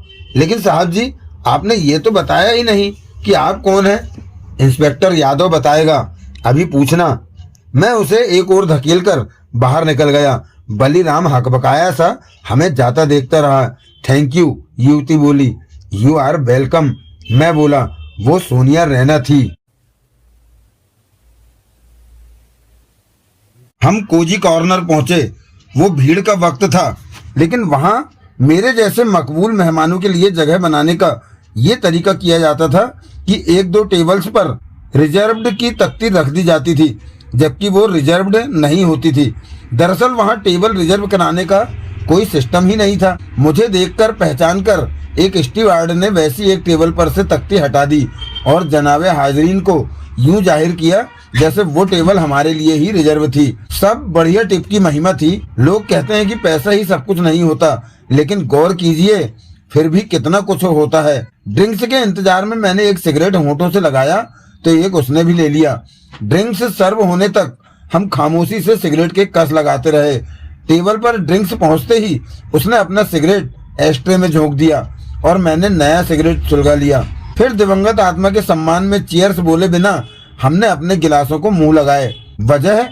फिर मैंने पूछा, किस बात की? वो बोली, गैलेक्सी से यूं चले आने की। वो खामोश रही। इंस्पेक्टर को पता चलेगा तो खफा होगा। तुम्हारे पर नहीं होगा, तुम भी तो यूं ही चले आए। तुम्हारी वजह से मैं ना आता तो तुम्हारा वहां से निकल पाना मुमकिन ना होता। जो होगा देखा जाएगा। इंस्पेक्टर खफा ही तो होगा, फांसी पर तो नहीं टांग देगा। फिर भी मेरा वहां दम घुट रहा था। अंतरा की मौत के ख्याल से ही मुझे कुछ होता था। मैं ज्यादा देर वहां रुकती तो जरूर गस खाकर अंतरा के पहलू में ही ढेर हुई पड़ी होती। ओह, तुम डिटेक्टिव हो, कुछ करते क्यों नहीं हो?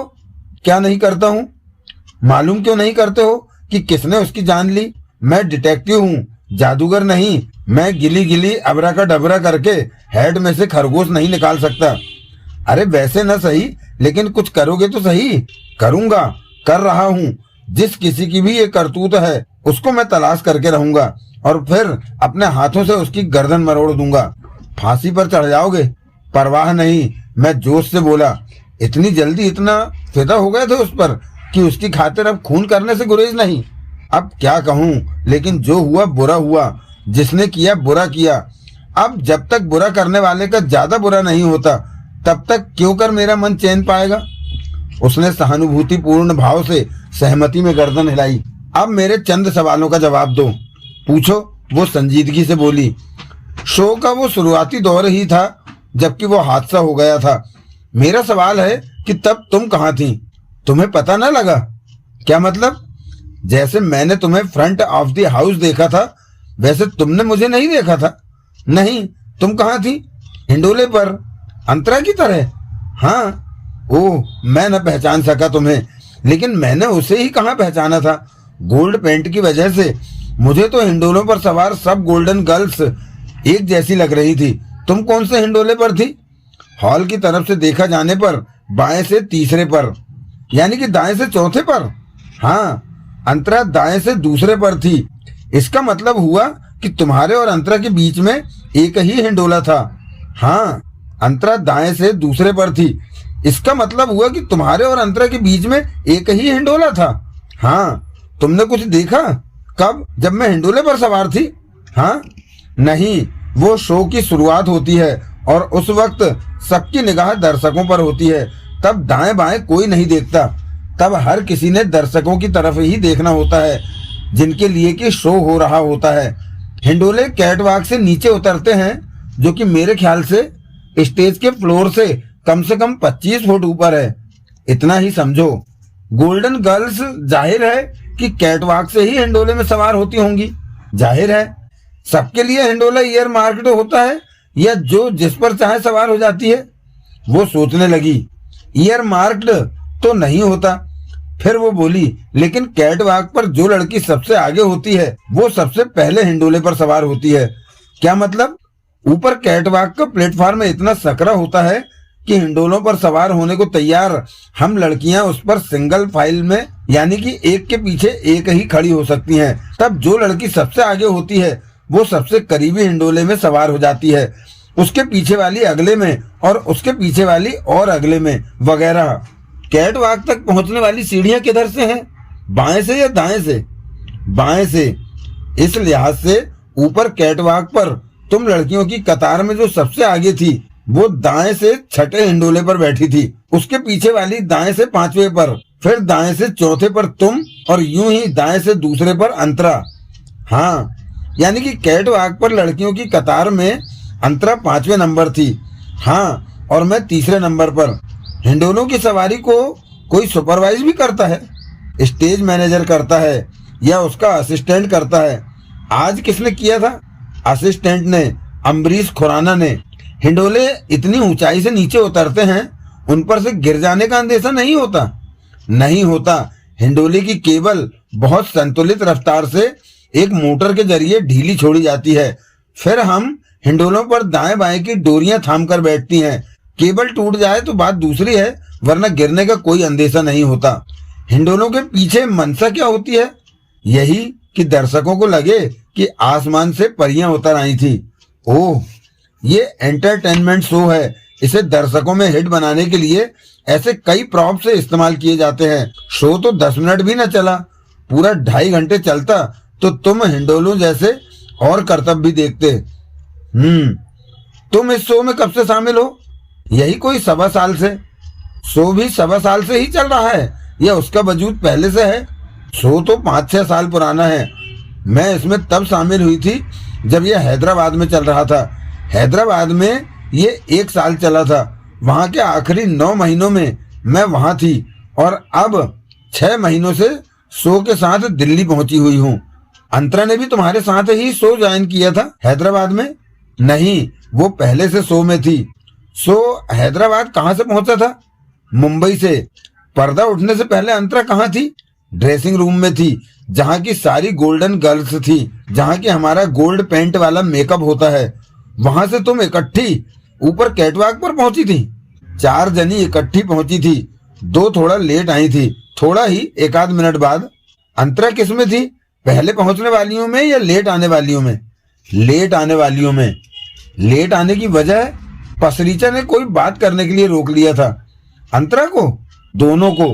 अंतरा के साथ की दूसरी लड़की का क्या नाम है? जेसिका रंधावा। शो से पहले अंतरा कहाँ थी? वहीं इधर उधर कहीं थी। शो की तैयारी में इन बातों की तरफ ध्यान देने का वक्त नहीं होता। बहुत अफरा तफरी होती है तब। उससे कैसी पड़ती थी तुम्हारी? ठीक पड़ती थी। कितना ठीक? क्या मतलब?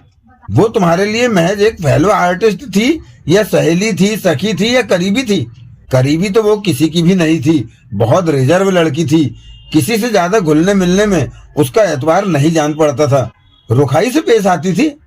रुखाई से नहीं पेश आती थी, लेकिन ज्यादा आत्मीयता भी नहीं दिखाती थी। किसी को ज्यादा करीब आने का मौका नहीं देती थी। तुमने खुद ही देखा होगा। मैंने सहमति में सिर हिलाया। ऑफ शो आवर्स में लड़कियां आपस में उठती बैठती हैं, बतियाती हैं, खाती पीती हैं, अपने बॉयफ्रेंड की बातें करती हैं, डेट पर जाती हैं। अंतरा ये सब नहीं करती थी। क्यों? मर्जी उसकी, अपना अपना मिजाज है, अपनी अपनी पसंद है। कोई पंगा तो नहीं था? कैसे पंगा?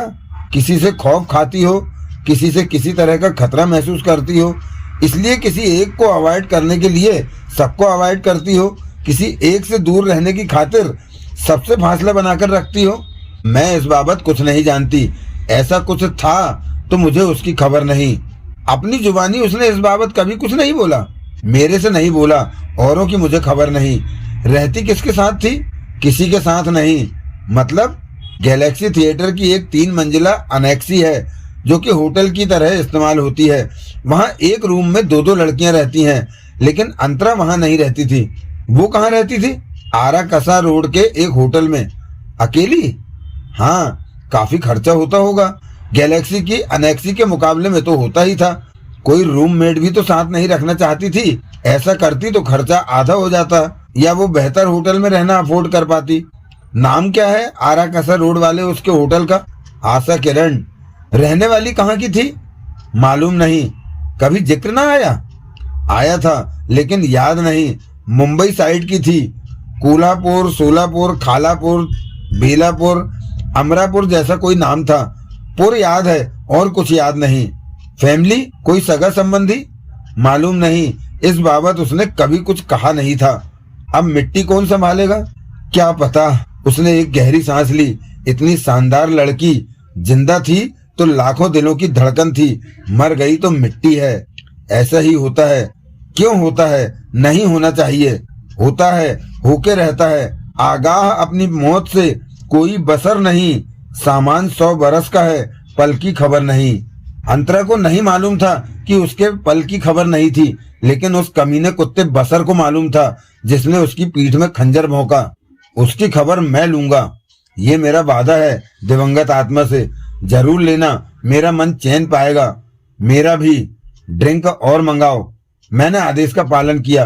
तुम्हारी बातों से मुझे लगता है, फिर मैं बोला, कि शो की कास्ट में से फिर भी कोई औना पौना उसके करीब था तो वो तुम ही थी, यही समझ लो। लेकिन अपनी जाति जिंदगी के बारे में कोई बात वो मेरे से भी नहीं करती थी। तुम्हारे से नहीं करती थी तो किसी और से तो क्या करती होगी? एग्जैक्टली। और में कौन कौन शामिल है? सबसे पहले तो उपासना नंदा ही है, जो कि शो की टॉप स्टार है।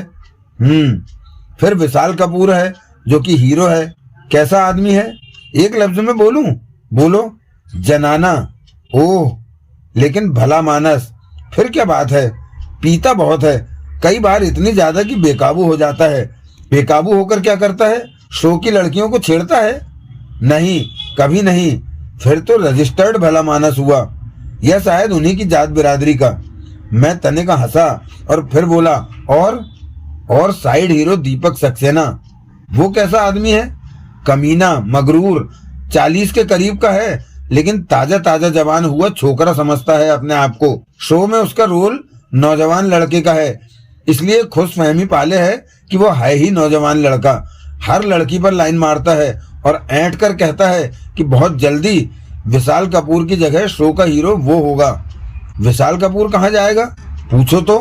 विशाल कपूर से खार खाता है, ईर्ष्या करता है, साफ, छुपाता भी नहीं। मुझे जरा पसंद नहीं कमबख्त। और पूर्णिमा सान्याल कैरेक्टर एक्ट्रेस है, शो में उपासना की आंटी का रोल करती है। फिर तो उम्रदराज औरत होगी। हाँ, 55 से ऊपर की है। लगभग इतनी ही उम्र का मेहताब राय है, जो कि कैरेक्टर एक्टर है। शो में उसका रोल एक रईस फाइनेंसर का है, जिसको पूर्णिमा सान्याल हीरोइन की आंटी अपने पर आशिक करवाने की कोशिश करती है। शो में ना, असल में तो नहीं, असल में नहीं। शो में। जब मैं शो में उनके किरदार का जिक्र कर रही हूँ तो असल में खामखा सॉरी। मेहताब राय पहले सर्कस में काम करता था, नाइफ थ्रोअर था वो वहां।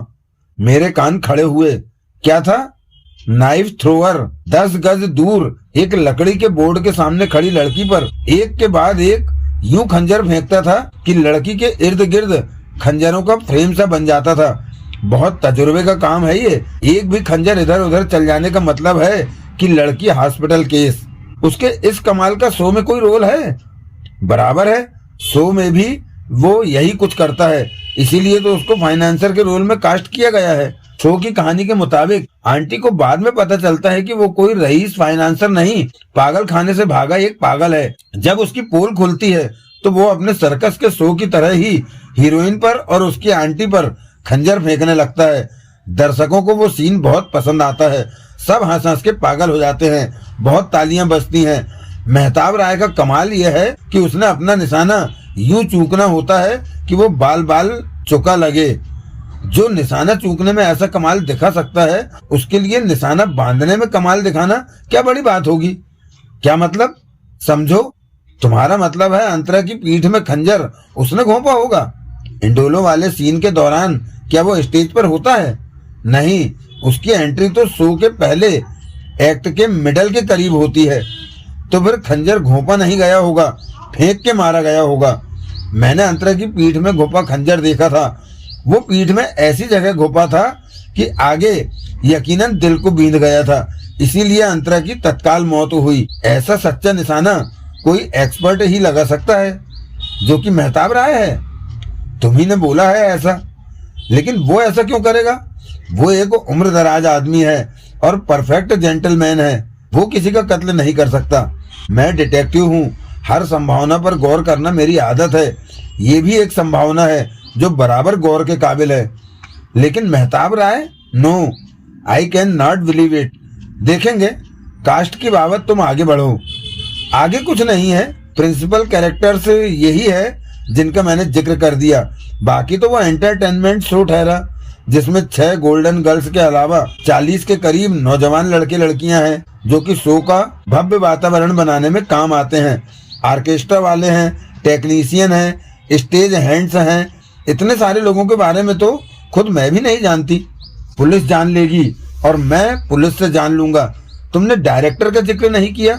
डायरेक्टर कपिल थापर है, लेकिन वो आजकल यहाँ नहीं है। तो कहाँ है? मुंबई। उसको फिल्मों में कोई बड़ा ब्रेक मिलने वाला है, उस बाबत वहां बातचीत के लिए पिछले हफ्ते से गया हुआ है। उसके बिना शो चलता है? चलता है। हमारा शो जिस किस्म का है, उसकी तैयारी में, रिहर्सल्स वगैरह में डायरेक्टर का रोल होता है। एक बार शो सेट हो जाए और उसमें कोई तब्दीली जरूरी ना हो तो डायरेक्टर के ना होने से कोई फर्क नहीं पड़ता। फिर भी शो का कोई ऑफिशियल संचालक, कोई रिंग लीडर तो होना चाहिए। पसरीचा है ना। दरअसल डायरेक्टर का जो चीफ असिस्टेंट होता है वो ही स्टेज मैनेजर भी होता है। आई सी। लौटेंगे कब डायरेक्टर साहब? आज लौटना था, पता नहीं क्या हुआ। प्रिंसिपल कास्ट और डायरेक्टर के अलावा नाम लेवा आदमी और कोई नहीं। ऐसे तो डांस डायरेक्टर हैं, सेट डिजाइनर हैं, लेखक है, लेकिन इन लोगों की हाजिरी शो के स्टेज पर उतरने तक ही सीमित होती है। बाद में इनका कोई काम नहीं होता। शो लॉन्च हो जाने के बाद इनकी हाजिरी गैर हाजिरी से कोई फर्क नहीं पड़ता। और ऑर्केस्ट्रा कंडक्टर है, चांद शिवपुरी नाम है। पहले फिल्मों में म्यूजिक डायरेक्टर था, काम मिलना बंद हो गया तो हमारे शो में आ गया। कैसा आदमी है? उम्र दराज है, फैमिली मैन है, कला प्रेमी है, इसलिए भला आदमी है। अब जो सवाल मैं पूछूं उसकी तरफ खास तवज्जो देना। आज दिन में आखिरी बार तुम्हारी अंतरा से बात कब हुई थी? दोपहर बाद, उसके तुम्हें फोन कॉल लगाने से जरा पहले। क्या? मैं सकपकाया और तनकर सीधा हुआ। मुझे फोन कॉल? हाँ, मैं तब स्टूडियो की कैंटीन में बैठी कॉफी पी रही थी। वो वहाँ आई थी। उसने मेरे को हेलो बोला था और पीसीओ बॉक्स पर पहुंच गई थी, जो कि मेरे से करीब ही था। जो कुछ मुझे सुनाई दिया था उससे मुझे लगा था कि तुम दोनों में तकरार हो रही थी। तकरार? जो किसी झगड़े के दौरान होती है, लेकिन ऐसा कुछ नहीं हुआ था। झगड़े तकरार के लायक तो अभी मेरे से उसकी वाकफियत ही नहीं हुई थी। और फिर 100 बातों की एक बात, उसने मुझे फोन नहीं किया था। कमाल है। तुम्हें लगा कैसे था कि फोन पर वो मेरे से बात कर रही थी? मैंने उसे तुम्हारा नाम लेते सुना था, इसलिए मैंने यही समझा था कि वो तुमसे बात कर रही थी। क्या बात कर रही थी? सब्जेक्ट क्या था? इतना ध्यान उधर मैंने नहीं दिया था। मैं कोई इरादतन उसकी बात सुनने की कोशिश नहीं कर रही थी। वो तो बीच बीच में गुस्से में ऊंचा बोलने लगती थी तो कुछ लफ्ज मुझे सुनाई दे जाते थे, जैसे कि तुम्हारा नाम सुनाई दिया था, और मैंने ये नतीजा निकाला था कि तुम दोनों में झगड़ा हो रहा था। फिर क्या हुआ? फिर एकाएक उसने फोन को हुक पर टांगा और वहां से चली गई। वो मेरे से बात नहीं कर रही थी तो मुझे मुगालता लगा होगा, लेकिन उसे तुम्हारा नाम लेते मैंने बराबर सुना था। उसके बाद कोई कारआमद बात हमारे बीच न हुई। मैं थिएटर वापस लौटा और इंस्पेक्टर यादव के रूबरू हुआ। कहाँ खिसक गए थे? वो गुस्से से बोला। मेरे लिए ऐसा कोई हुक्म नहीं था कि मैं यहाँ से नहीं जा सकता था। सबके लिए हुक्म था। और फिर जो खिसकता है वो वापस लौटता है। साथ में शो की एक लड़की को भी ले गए। वो मरने वाली की जोड़ीदार थी, जिसे मौत से ऐसा सदमा पहुंचा था कि खुद मरते मरते बची थी। मैं उसे नजदीकी अस्पताल लेकर गया था। अब कहाँ है वो? यहीं है। यहीं कहाँ? अपने कमरे में, जो कि अनेक्सी में है। थी कौन? मालूम नहीं पड़ा अभी। जवाब दो। सोनिया रैना गोल्डन गर्ल्स में से एक थी। मकतूला की तरह हिंडोले पर सवार थी। क्या कहती है वो वारदात की बाबत? कुछ नहीं कहती। जाती बार कुछ कहने के काबिल नहीं थी। वापसी में मैंने कुछ पूछा नहीं था, वरना फिर शौक की स्थिति में पहुंच जाती। मैं पूछूंगा। जरूर पूछना, तुम्हें अख्तियार है। अभी पूछूंगा। मालिक हो। अब कत्ल के बारे में तो कुछ बताओ। क्या बताऊं? अपनी तफ्तीश का कोई खुलासा करो। कत्ल उस खंजर से ही हुआ है जो कि उसकी पीठ में धंसा पाया गया था। वो एक खास तरह का खंजर है, जिसका कोई 8 इंच लंबा फल और मूठ दोनों नक्काशीदार हैं। खंजर मेहताब राय नाम के शो के चरित्र अभिनेता की प्रॉपर्टी बताया गया है, जो कि पहले सर्कस में नाइफ थ्रोअर होता था और अपने एक्ट में वैसे दर्जन भर खंजर इस्तेमाल करता था। आलाए कत्ल खंजर उसी के उन दर्जन खंजरों में से एक है जो कि उसने कत्ल में इस्तेमाल किया। उसने नहीं किया हो सकता। उसका रोल पहले एक्ट के मिडल में शुरू होता है। एक एक्ट 50 मिनट का होता है, सो 3 एक्ट्स में है, और 2 एक्ट्स में 15 मिनट का इंटरवल होता है। शो में उसकी एंट्री पहले एक्ट के 25 मिनट चल चुकने के बाद होती है।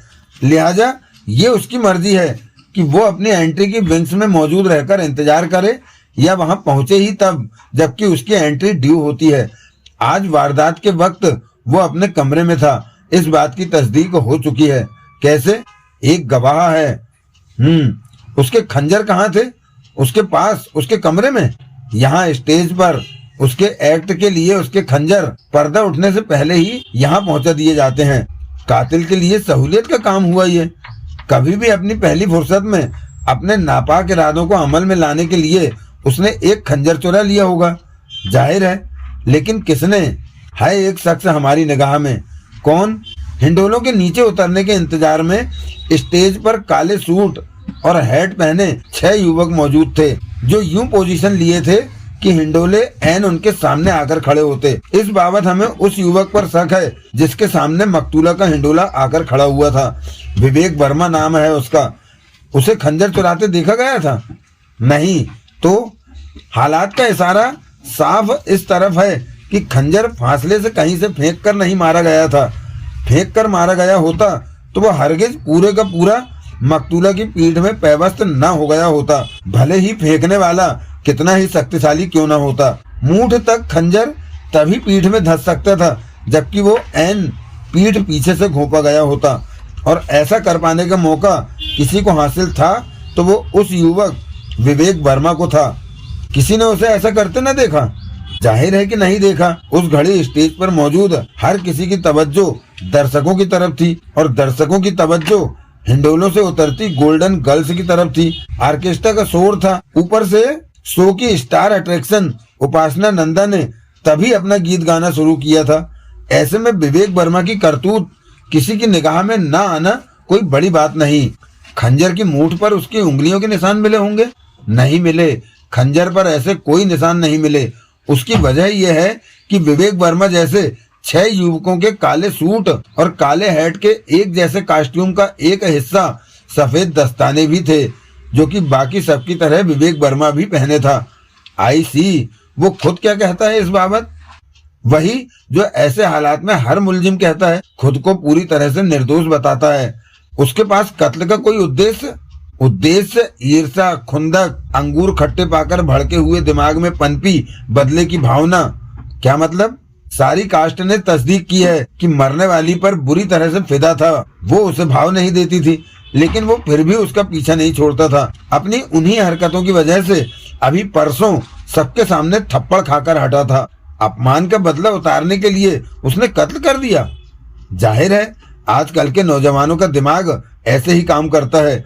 जो चीज हासिल ना हो उसे तबाह कर दो, बर्बाद कर दो, ताकि अगर वो चीज उनके काम ना आए तो किसी दूसरे के भी काम ना आए। This is cold dog psychology. When you can not get it, piss on it. ऊपर से छोकरा नशेड़ी निकला है। हसीस के 2 सिगरेट बरामद हुए हैं उसके पास से। हसीस यानी कि चरस? हाँ, रेगुलर यूजर जान पड़ता है। शो के वक्त भी कस लगाए था। शो के वक्त भी अपने में अपनी करतूत का हौसला पैदा करने के लिए उसने कत्ल करना ही था, तो एन शो के दौरान स्टेज पर इतने लोगों के सामने क्यों किया? बताएगा कोई वजह। हिरासत में ले लिया है, बहुत कुछ बताएगा। लिहाजा तुम्हारी तरफ से तो केस हल हो भी चुका है काफी हद तक। बस उस चरसी छोकरे से इकबालिया बयान हासिल होना बाकी है। देगा वो इकबालिया बयान? क्यों नहीं देगा? जब करतूत की है तो इकबाल तो करना ही पड़ेगा। क्या पता करतूत उसकी ना हो। तुम खुद मानते हो कि कोई चश्मदीद गवाह तो उसके खिलाफ है नहीं।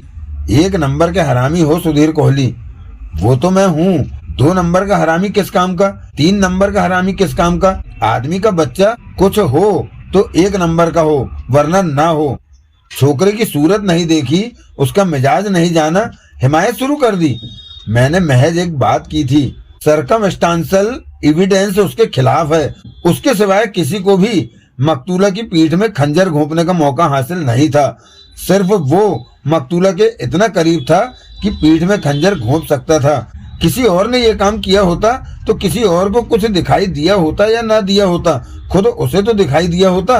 दिखाई दिया होता तो क्या वो खामोश रहा होता, तभी हड़कंप न मचा दिया होता? तुम ठीक कह रहे हो। खंजर पीठ में यूं घुसा हुआ था कि वो पीठ से 90 अंश का कोण बना रहा था। यानी कि खंजर न ऊपर से नीचे को चला था, न नीचे से ऊपर को चला था। वो फर्श के समानांतर यूं, यादव ने खंजर भोंकने का एक्शन करके दिखाया, चला था। और वो फर्श से समानांतर ही जिस्म में दाखिल हुआ था, क्योंकि हिंडोला रुककर हिंडोले पर सवार मकतूला को हमलावर के स्टैबिंग एक्शन के एन समानांतर पहुंचा चुका था। यूं खंजर वही शख्स चला सकता था जो एन उसकी पीठ पीछे खड़ा होता, और उसकी पीठ पीछे जो शख्स खड़ा था वो विवेक वर्मा था।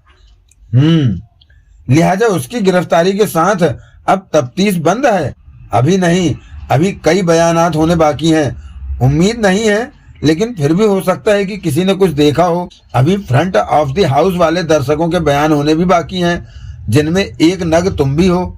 मैं तो सदा हाजिर हूँ, बयान के लिए भी और कैसी भी किसी और खिदमत के लिए भी। कल मेरे ऑफिस में दर्शन देना जरूर। पोस्टमार्टम की रिपोर्ट भी मेरे ख्याल से कल ही आ जाएगी। कल पता चलेगा। अब मैं जा सकता हूँ? जा सकते हो, लेकिन एक बात बता के जाओ। पूछो, तुम किस फिराक में हो? मैं किस फिराक में हो सकता हूँ? मैं क्लाइंट से फीस लेके काम करने वाला प्राइवेट डिटेक्टिव हूँ, ना कि कोई वॉलंटियर हूँ। यहाँ कहाँ रखा है क्लाइंट? फिर भी वारदात के बाद स्टेज पर चढ़ आए थे और अपने आप को पुलिस बताने लगे थे। पुलिस की खातिर मैं वो सब ना करता तो हाहाकार मच जाता और कई लोग खिसक गए होते। दिल्ली शहर का कैरेक्टर बन गया है कि यहाँ हर कोई इन्वॉल्वमेंट से बचना चाहता है। मुझे पुलिस समझकर ही सब लोग टिक के बैठे थे और स्टेज पर कलाकारों में भी डिसिप्लिन बना रहा था। वरना कोई बड़ी बात नहीं कि पुलिस के पहुंचने तक मकतूल की पीठ में से खंजर गायब होता और धोया पोछा हुआ वापस वहीं पहुंच गया होता जहां से कि वो खिसकाया गया था। ऐसा कहीं होता है? होने को कुछ भी होता है। ठीक है, पुलिस पर एहसान है तुम्हारा। अब पहुंचो। कहाँ? यहाँ के अलावा कहीं भी। ठीक है, गुड नाइट। तो दोस्तों, सुरेंद्र मोहन पाठक जी के उपन्यास गोल्डन गर्ल का ये पहला एपिसोड यही समाप्त होता है। इसके पश्चात आपसे पुनः भेंट होगी इसी उपन्यास के दूसरे एपिसोड में। तब तक के लिए जय हिंद, जय भारत, वंदे मातरम। और हाँ, अपना ख्याल अवश्य रखिएगा। धन्यवाद, थैंक यू, शुक्रिया।